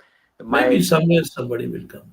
my It has my been it main has been with main us. objective there is that like I have uh, I have a large collection of books, and lots of them are on Kashmir. And Oh, these books, I don't know if they'll find a place after I'm gone. So I wanted some place where we could, and like me, there are other people who have books and other memorabilia that could be stored in a place like that, in a cultural center. But it didn't happen. Uh, Sorry, going back to the book again on the history, there's a yes, yes. chapter, the first chapter, nobody has dealt that part so far, which deals with the formation of Kashmir. And the again, I'm not an expert. We found Sandeep Pandita there, and he's a professor there in Jammu. Uh, and I don't know. Sandeep Pandita, I don't know. yeah, I'm no, not but aware. the Yeah. thing is, it's what I found was that there is some truth to the fact that Kashmir was a valley, a lake, and but Kashyap Rishi did not drain it. There was an earthquake 85,000 years ago, and this is geology, this is science, and then the valley got again flooded. Um, that was, I think, eh, during Avantivarman's rule in 855 AD. During Zainul time also it was flooded, and during Avantivarman's rule it was also flooded. Yeah. Avantivarman's time, it And happened. even during Dogra rule in 1903, it was also No, flooded. those are minor floods. Then there was a flood recently also, but this flood, Avantivarman's time, flooded two-thirds of the valley. So up to Bijbehara, the entire valley was underwater again. And this was at that time manually drained. And we got the proof of that. So, because one of his engineers, Surya, So yeah, that was yeah, in Zainul time. no, this was Avantivarman's time. Avantivarman's time. Yeah, Okay. Surya Avanti, was in Avantivarman's time. yeah, Okay. Avantivarman's time. He threw coins in the water where it was blocked and asked people to take out the coins and move the rocks and I threw drain. the coins and people jumped in Right. and they took out Uh, that.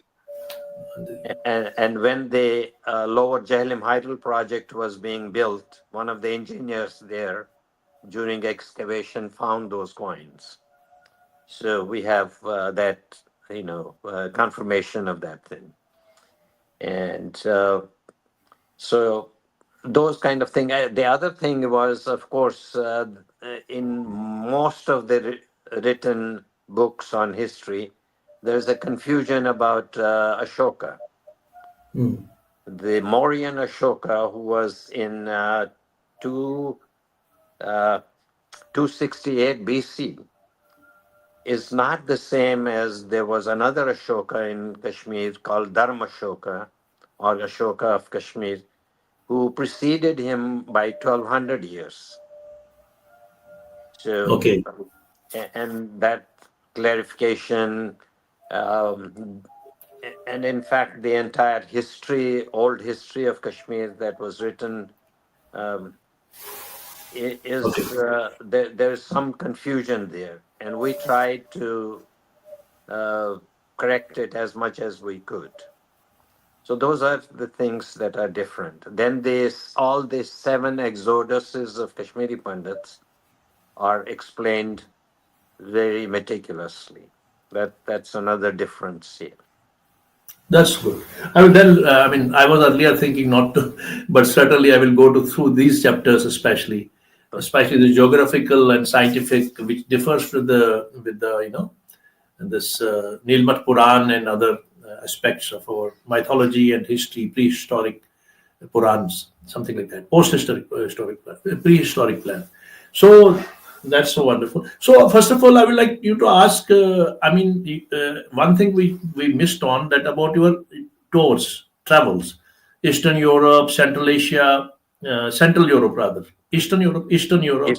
Central Asia, China, Japan, Russia, and probably you were into the Eastern Europe. It was the post Nazi period, and certainly the partition, East Germany and West Germany, Romania, Czechoslovakia, and other Bulgaria, and all other. There is something about this Eastern Well, Europe yeah, visit of. I would highlight a couple of things. Then, first of all, in '93, I went to Russia, which Hmm, no longer was Soviet Union, and it was pathetic condition there that time. We in India always considered Soviet Union the great close friend. um, country, very strong, most powerful, and all that. But I had a postdoctoral fellow there. I was visiting her, and the Russian Academy of Sciences and the Department of Zoology at Moscow University. Uh, the interesting thing is that the staff had not been, it was November, very Hmm, cold. People had not been paid for several months. The heating system had been shut off because they had not paid the bills. You can no imagine food. how cold it was inside the building. This is the Institute of Zoology at University of Moscow. And so I had to give a seminar. I ended up giving it at one of the professors' houses. So um, very interesting. Then this associate of mine, her father was a brigadier general in the Soviet Army, retired, but he Okay. worked. So he took me to Star City. Star City is where Soviet cosmonauts or astronauts are trained. And I was again shocked. I felt as if the place was bombed. The broken doors, broken windows, and Shambles.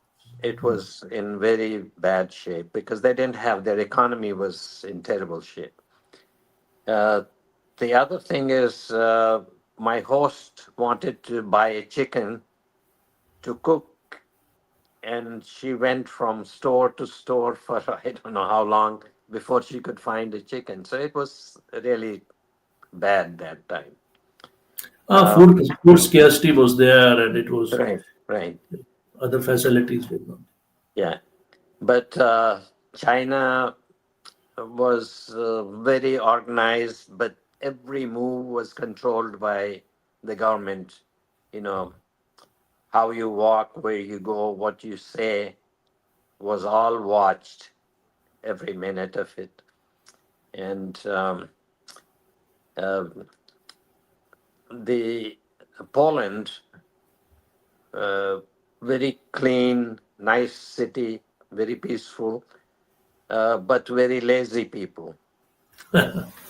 You know, um, so the stores closed at 5 o'clock, which was strange, and they would not even talk to you at that time because it was all controlled by the Celebration. government, and they didn't care whether you sold anything or did not.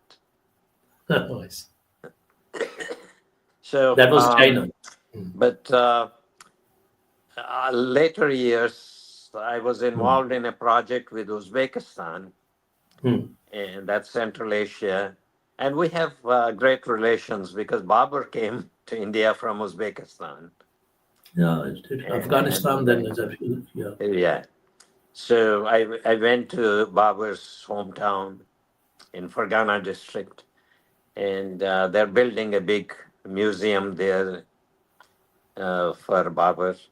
And uh, so again, this was control of termite projects there Okay. in Uzbekistan. Very good, very hospitable people. You know, People are reminded good. me of Kashmir, and great food, nice. But surprising thing was the language. Uzbek language has a lot of common words with Kashmiri language, With Kashmiris. and it's all because of the Persian roots of the Persian folk. connection, in a way, at one point of time, these influences are, I mean, they were exchanged from between India and this Yes, Persia, the Silk much, much Road. earlier times. Yeah. The Silk Road was the connection, and they used to come. Silk Road, and much, much before that, probably it was because of through, yes, that is how the geography goes. Right. But there are many things like you have Zoroastrians. That is the Vedic religion. They have they Yeah, worship fire. It's all Vedas. It's all yeah, Vedas, and the sun worshipping later. So they have common things in the much, much, much earlier past. But right. in the times you're talking about, yes, because of Silk Route and other things, Yeah, and many things happen in between. Many syntheses have happened. Yeah. right.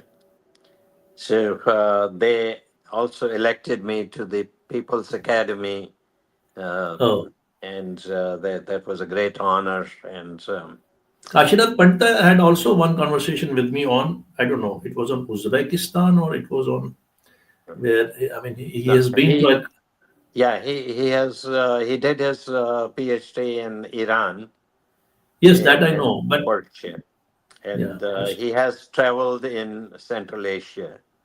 And he had one particular conversation on Central Asia. His friend, I mean, who was thrown away, then he fought his daughter's cases in United States of America. I mean, when his friend was lost somewhere. I don't know. That's a different You story know, now. the interesting fact that I did not know until very recently is a couple of Kashmiris here in US, they got their genetic analysis done. You know, this is to find out ancestry. And 90 plus percent comes from Central Asia. So 90%. 90% of our genes are related to Central Asia. That's I think during the Kushan's period, right. Kushana period, it was all the Indian culture. It was all Indian culture, Buddhism, or for that matter, all those I mean, hybridization of Shivism and other forms of worship or culture. It Right. had sprouted into the Central Asia. And, I mean, Kanishka is one of the greatest examples. Yeah. Yes. And these people, when they came to India, they came to Kashmir, they didn't have a religion. So, whatever religion they found in Kashmir, they adopted Yes. that. So, in fact, lots of them adopted Buddhism. Yes, Yeah. Buddhism, because Buddhism was prevalent in those times. Yeah. And And one of the things that we showed in this book is that Buddhism was as strong in Kashmir as Hinduism, and few people did not like that idea.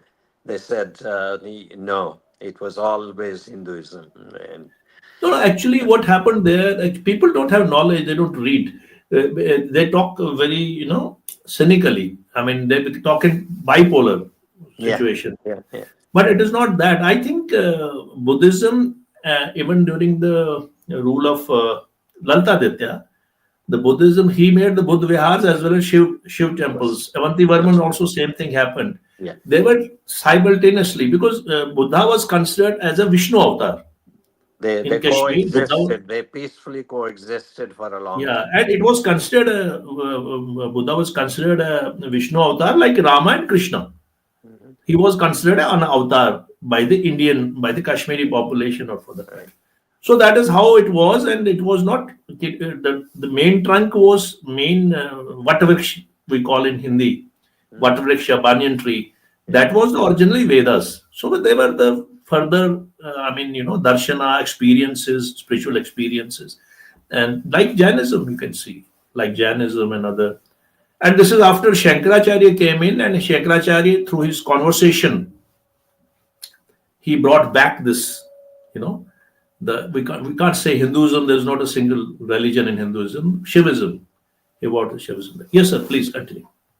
Well, talking of that Hindu history, uh, I'm recently I have been reading Garuda Puran, Garud Puran, Garuda Puran. Yeah.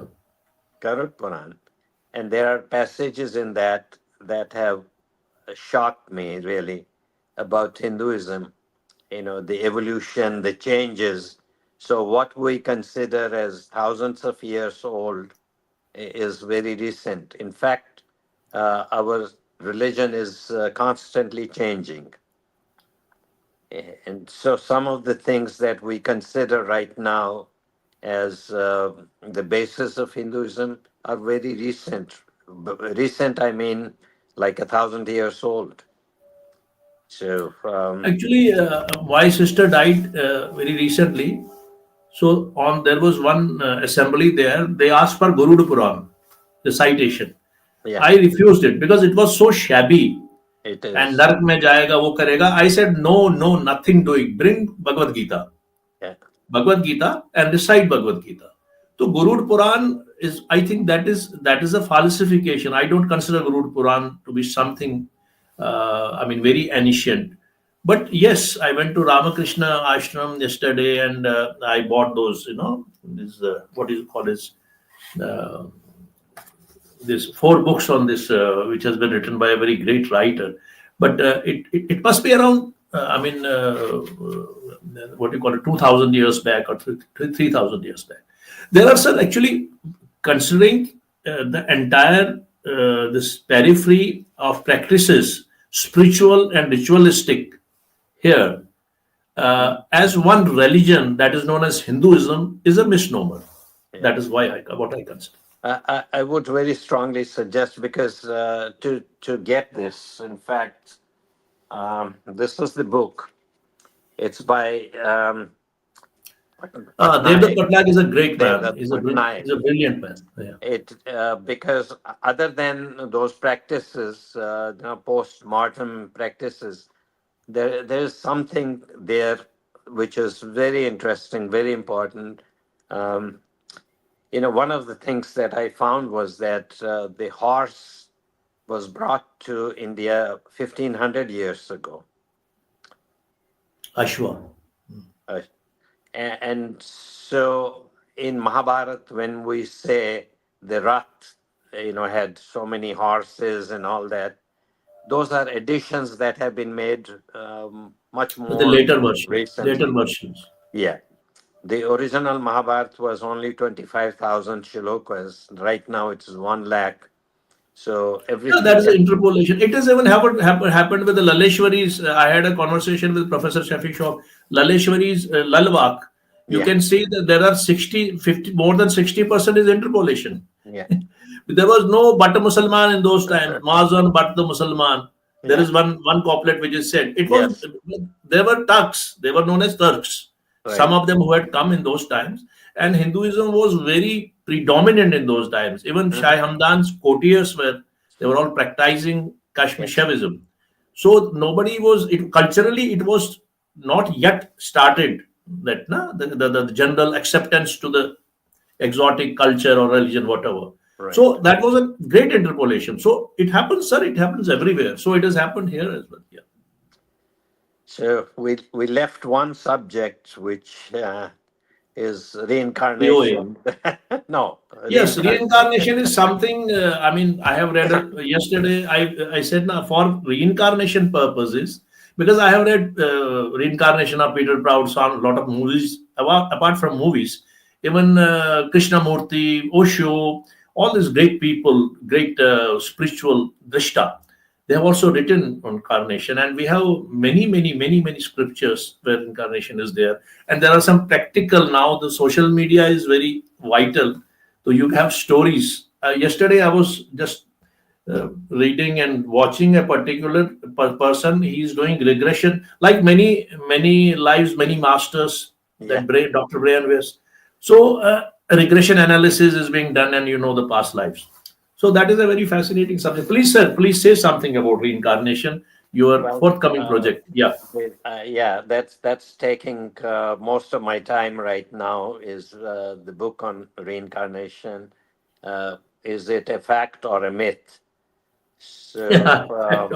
but at the end of it, once I complete this exercise, I can guarantee you that any reader would be totally convinced that it is true, It's true. and it's not based on religion, because it does happen in every religion and in every area of the world. But But people don't, other religions don't believe it. no, it's surprising. That's again a misconception, because in the U.S., from a poll that was done a Huh? few years ago, 36% people believe in reincarnation. In Oh, fact, the greatest research institute on reincarnation is right here in Virginia. oh, And so Professor Stevens, who he passed Steve. away, but he did tremendous amount of Yes. work. And so, There is one tribe in one religion in probably in Gulf, or I don't know, in no, this part. I, in they in also so they also believe in reincarnation. Yeah. yes, yes. The one of the stories, in fact, that I had heard was of a Kashmiri Muslim. Of course, he would not admit it now, but Because now it's yeah, everything is changing into the dogmatic things. Yeah. And it he has become political tool everywhere. Nobody well, accepts the reality. he and his wife left Kashmir. He was a doctor. He is a doctor still. He came to England, and their daughter was born in England. Hmm. Then they moved from England to U.S. And by the time she was around 3 or 4, she started talking about her real family, her parents who are in England, who are English people, and she gave all the details. So they got curious. They went to England. They confirmed everything, and came back. And thereafter, it was just a hush hush, and no more talking about No more reincarnation. talking. It will be forbidden by the religion or something like Right, that. right. It But happens. It happens. yes, there is a entire area in in Lebanon, which they're called Druze, Good. Druze, Yeah, yeah. I've heard about Druze, them. and Yeah. Druze very strongly believe in reincarnation. Reincarnation. Yeah, and so it happens all over the world. I have examples of it, and then regression hypnosis is another thing. And Brian West has done a lot of work. Dr. Brian West has done a lot of right, work on this. yeah, I have read that and book.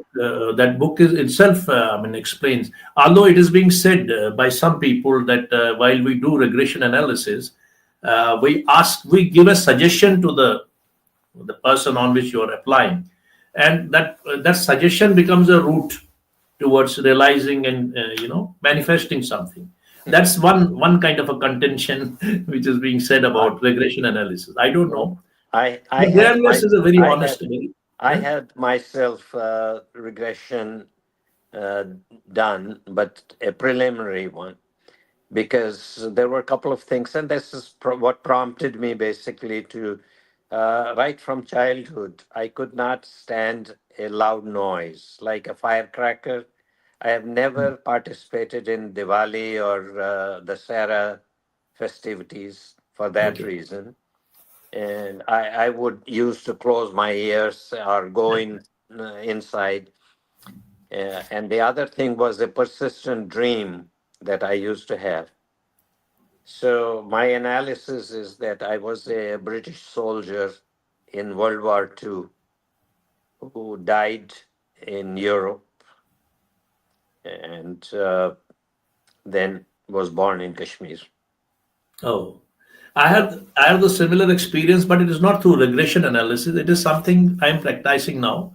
That is pranahuti. It's a very I mean great science, which was prevalent here before 72 generations of Raja Dashrath. But it is a up down energy comes into our body, Mhm. and they unfasten your chakras, pelvic chakras, and this unfastening does it unwinds your past. We have a cleaning system. I'm a trainer also for that. Right. I was very much active in earlier times. I went to university, but now 1 2 years I'm back to most this gravy and its lust.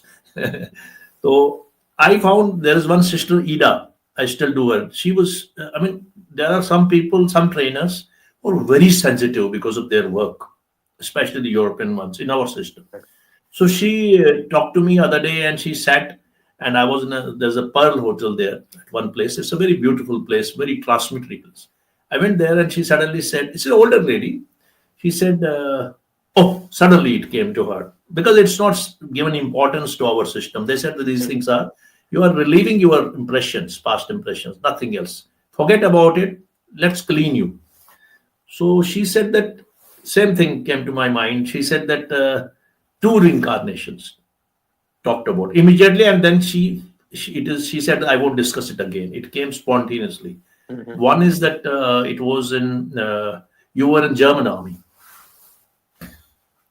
and a brute German army. One, and another time you were in Africa. What are nomads said in Africa? Nomads. There is a word I don't forget. There are Uh, some nomads. It was ma- in Sahara. I was in Sahara desert like a nomad in okay. that. So in two carnations, he immediately said, "These are the you have the impressions. There are certain things within you." And Mhm. she told me, "Why don't you do? I mean, regression analysis. There are certain Regression things." hypnosis, right? Yeah, I said, "No, no, I won't do that because I'm already a trainer now. Master is taking care of me. I'm cleaning every day. I'm cleaning the people. Why can't I clean myself?" But yes, I agree with the regression therapist, especially the great Dr. Brian Weiss, and even Deepak Chopra for that matter. Right, right. Deepak Chopra is also doing a lot of work, and somewhere down the line, these have the threads with the Oriental thought and Oriental processing. I don't think Orient we have religions. Religion is something which is a foreign word. Right, Religion, I mean, we have set of rules which is known as dharma, how to right. live a life in a good way, get up in the morning, do your course, and attend your crops. But I don't think we have a religion. But this is a great experience that through regression analysis, I mean, you found that you were also in the army. So that's the third thing we have in common then. Yes, Madhavpur, Lakhanpur, Mm. Yeah. and this month army, serving in the European army. I wanted to ask you one thing. You have gone to the Eastern Europe. Tell me that has Eastern Europe now come up from that that what you called it the cold that period of when it was controlled by the The Soviets Russia. too. Right, right. It's changed a lot. Yeah, I had lots of contacts with them. It is very much progress since then. Their thinking has changed. Uh, Okay. so Economically also, economically also it did, yeah, improved. they had So worse suffered under USSR at that point of time. yes, they were. Yeah. Even Uzbekistan was under USSR. It was one USSR. of their states. Yeah, yeah. But Russians, what I always thought of Russians, they were known earlier times. They were known as polar bears. They were very sentimental people. They eat well and drink a lot, and they enjoy life like that. best possible writers, Tolstoy to, I mean, all these great writers, great philosophers, they were from Russia. So I had always this thought in the back of my mind, they are wonderful people, emotional, and yeah, Lots of times what we think and what we see is not true. not same. And that's true for Kashmiris also. The amount of brutality that has happened in Kashmir, not only in the Muslim period, but prior to that.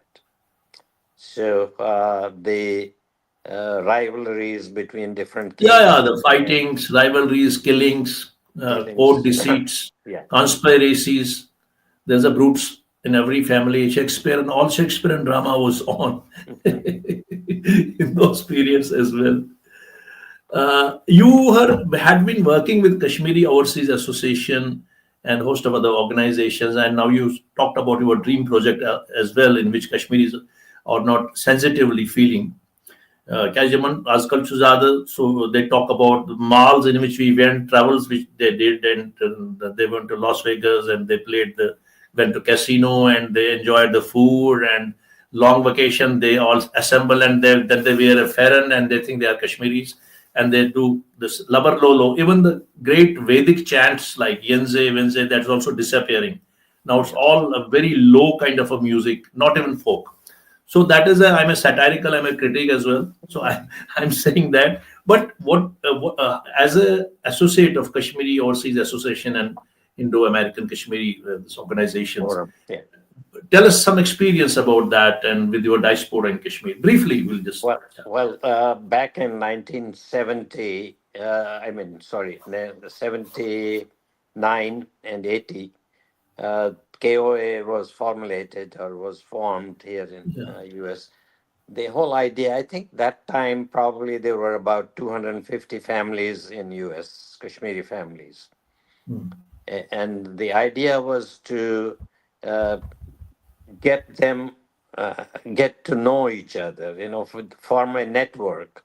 So we had a directory and we had an association, uh, and I was associated with that. But in 94, 95, I became the president of KOA. That was when the turmoil was happening in Kashmir. So I visited the camps a couple of times. Again, the ironic thing is that um, uh, the misinformation that was being produced in India and Kashmir that time, these people are coming and distributing money. We never gave money in camps. And so, You, you assisted them in, you gave yes, them job. well, we at that time, we provided different kinds of aid Okay. in terms of new blankets, clothing, other things. At one time, we provided a ambulance for the people in Jammu. There was a clinic, and we gave them the. Few years later, I found that the ambulance was being used to carry baratis from on marriage ceremonies, and things like these. So it was a large ambulance. It was not one of the. It was like a bus, and it had Okay. few The things. van kind, yeah. Right. Yeah. Not a small van. And but creating an awareness in US was very important for us. That's why since KOA is a non-profit organization, it could not indulge in political activities. We came up with Indo-American Kashmir Forum. And Fodadar Saab is also there. yes, he was associated with that. Vijay Sazawal was that. All Uh, wonderful men. Wonderful mm. men. So, Yeah. but, Jivan Jutsi is also a very, very, very warm person. Jivan Jutsi, yeah. yeah. So they were all, it was in fact, it's ironic to say, but the idea was hatched in my house. There were lots of non Kashmiris associated with it at that time because they did want earnestly to help. and understand what was happening in Kashmir that time. As I mentioned earlier, the project on the cultural center did not materialize because of lack of financial assistance. But I have on my own been doing small things. Like we had a house in Kashmir Yeah. that we sold in 1985, and I left the money in India. I didn't bring it here. And much later in Noida, in Delhi, uh, they were building the Kashyap Rishi Bhavan, Oh, and I happened to visit it, and I saw they had a library designated. So I gave all that money to them and had that library dedicated to my parents. And last year I went to Jammu, and my friend and classmate Bansilal Kaul, he took me to BL this. Kaul Saab. BL Kaul Saab rang me up other day. He said that Right, your program was to be done right, last Sunday. right. Yeah. So he was curious enough. Yeah, okay, okay. Professor BL. Uh, yeah. I have also done a conversation with him, and also done a conversation with Tina, his daughter-in-law, the Right. doctor, this Nasir and Girja Das daughter. Yeah. Get. So he took me to this Gandhi Memorial College, and we came to know Uchi about Saab. it. Yes, and Zuchisa was there. So BL Uchi. they had this auditorium which was unfinished. And Yeah. we talked about that. It took few months then. So we funded, I mean, personally, I funded that project. And He told me, Uchi Saab told me that he was very it's grateful that. it's it's it's one of the best auditoriums right now. Excellent equipment, facilities, and that Oh. was inaugurated by Dr. Jatinder Singh, and so I was We'll there go to for a that. quick photo tour, and I think this is about your book, Feeling Homeless. So we Right. conclude with it. But yes, and now this is about This is this is Uzbekistan. Uzbekistan. Okay. Right, right.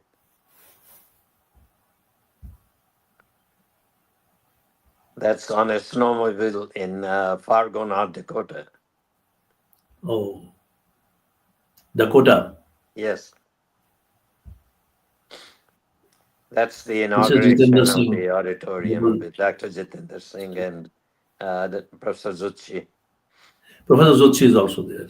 Right. Wonderful human being. Very warm. Yeah. That's my wife next to me. So, Oh, Santosh.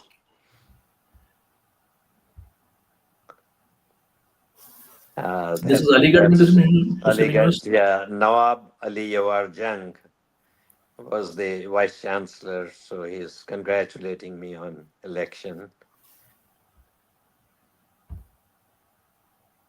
That's the president of Kenya, Daniel Arap Moi, inaugurating the field station at Lake Victoria.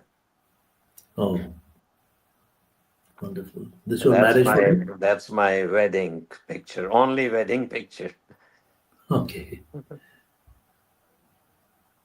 That's the Belgian Academy of Sciences presenting me with a award for biology of communication. Biology of communication. Right. Okay. This is And Madam and you. you mentioned that that's the artificial Kashmiri Pandit. And I know this Kashyap Bandhu had asked when he tried to make the social reforms, he brought the sari in. Persuades ladies to wear saris, right? And that's why we integrated. No, I mean he was a very sharp man. But Right. we are back to our children only know about Farron. They say Farron is something which is, yeah. This is a photograph. Was speaking in Rotary Minnesota Club. to the Rotary Club. Yeah, that's one of the senior senators from U.S. Steny Hoyers, and I'm explaining to him what is happening in Kashmir. 1991. That's the election to the People's Academy of Central Asia. And that's the recent last month inauguration of the auditorium. At one time, I was teaching electron microscopy in Minot State in US.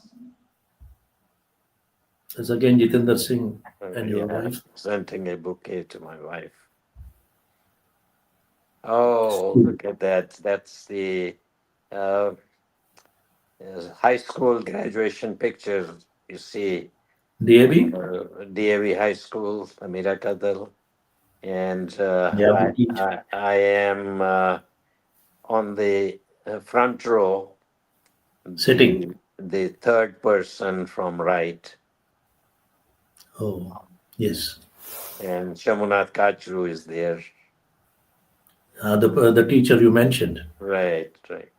He's the person. I mean, sitting one. I mean, Yeah, sitting with the principal is with the um, headgear, the star, and okay, Kachru Sahib is without. This is again the auditorium. okay. I can see the people. I know Jalali Saab is there. Yeah. Mister that Ban Saab is there, and Kiran Patalji is there. Patal Saab. And this is again the history. This is your Right. childhood Hey, picture this is the first picture of myself. Yeah, taken where? I don't know. in Srinagar. Yeah, in Srinagar. Imperial, or I don't know which was the photograph No, there. no. My grandfather was a maternal grandfather was the first photographer and printing press owner, Kampasi? Krishnath Kampasi. Oh. Tell us something about a bit about your legacy, like maternal grandfather. Just brief. Then we'll conclude. Well, yeah, the Campasi, that was something I learned. Somebody read my this book, and I had mentioned it there. So he said, Campasi doesn't mean a campus. That's what I had put. Then he found out from somewhere on internet that there is a German camera called Compass, and since he was carrying that German camera, and that's why they were named Compasses. Oh, I see. So you learn every day. But That's true. yeah, it is. He had lots of Hey, connections. I mean, it's already 2.25 Right, past right. time. So, Wonderful as you to said, meet you. Sheetala's conversations, we don't know how time elopes. That's how this format is. Well, at and least it worked today. yeah, yeah, it worked well, and probably. Thank you very much. You came, and before you go, Thank you. what do you anything you want to tell to the youngsters, the future of Kashmiris in general, Kashmiri Yes. community, and the people in general, Well, youngsters? there is a movement in US and elsewhere about maintaining, preserving our culture. And so I was very keen many years ago. So I started looking at people who had left Kashmir back in 100 years ago, and they had been following some of the cultural practices, but the language was gone. So I wouldn't worry too much about, because I know preserving a language needs, you have to have a base, you have to have people in large Interaction between them. numbers Yeah. to write. And so, but there are certain things that we need to preserve. And my emphasis is, for example, Shivratri. And but the present format is something, and I can already see uh, our grandkids probably would never perform any of that traditional Shivratri puja and other things. So I am in the process of making some simple version of that. Okay. make it a cultural practice rather than a religious one. Yes, yes. And Ultimately, apart from spirituality, religion is nothing but a culture. right, And when we are more ritualistic, it becomes dogmatic. When we are less ritualistic, it is rejoiceful. It brings harmony. And spirituality is something that's your communion with the God. That's something yeah, very higher, that's at higher that's pedestal. that's that So that's they are a in a way, personal level, and yeah. also get involved in community activities. That's another thing. So, yes, one thing I would like to say is that in this Gandhi Memorial College, we also instituted a scholarship for 4 students, but we asked them to write a pledge that once they are on their own, they start earning, they should return some of that To the to institution, to the community. community. So, yeah, and I learned it from some other communities. They do it on a routine basis, and that is very important. The communities, There are some very wonderful some people who are doing real practical work in right? this domain, but most of us are doing labar lolo, and they are doing politics and talking. This labar lolo is a word which I should Yeah, have not used, but it is a metaphor. So they talk here and there, and this I mean, without any meaning and concept, they go on speaking. But one thing is there, especially there are a lot many people, maybe 10 or 12 or 15. They are working very seriously. There's one gentleman, I'm going to bring him, who's bringing this Kashmiri language, he's teaching Kashmiri language yes, to the youngsters. I mean, language is also one component. yeah, Even the people who are not Kashmiris and have married into Kashmiris, even if they learn the language. And now I've heard even this Kashmiri ancient or Lipi, that what you call Sharda. Sharda, Sharda, Sharda is being even taught in so many universities and so many institutions. It's going. yeah, So work is going on in a way, and certainly we cannot be detached. As I always say, that it is the we have a common legacy, and that legacy is very long. right, And certainly the language is a cementing factor, one of the cementing factor. Culture is second. Culture is next, and right. culture has to be simplified, as you said. So, sir, we conclude with that. Thank you very much. You came. Wish you all the best, good health, long Thank life, you. and I'm really, obliged that you finally came to the Shidla conversations. Thanks a Much, lot. much enjoyed. Okay. Thank you.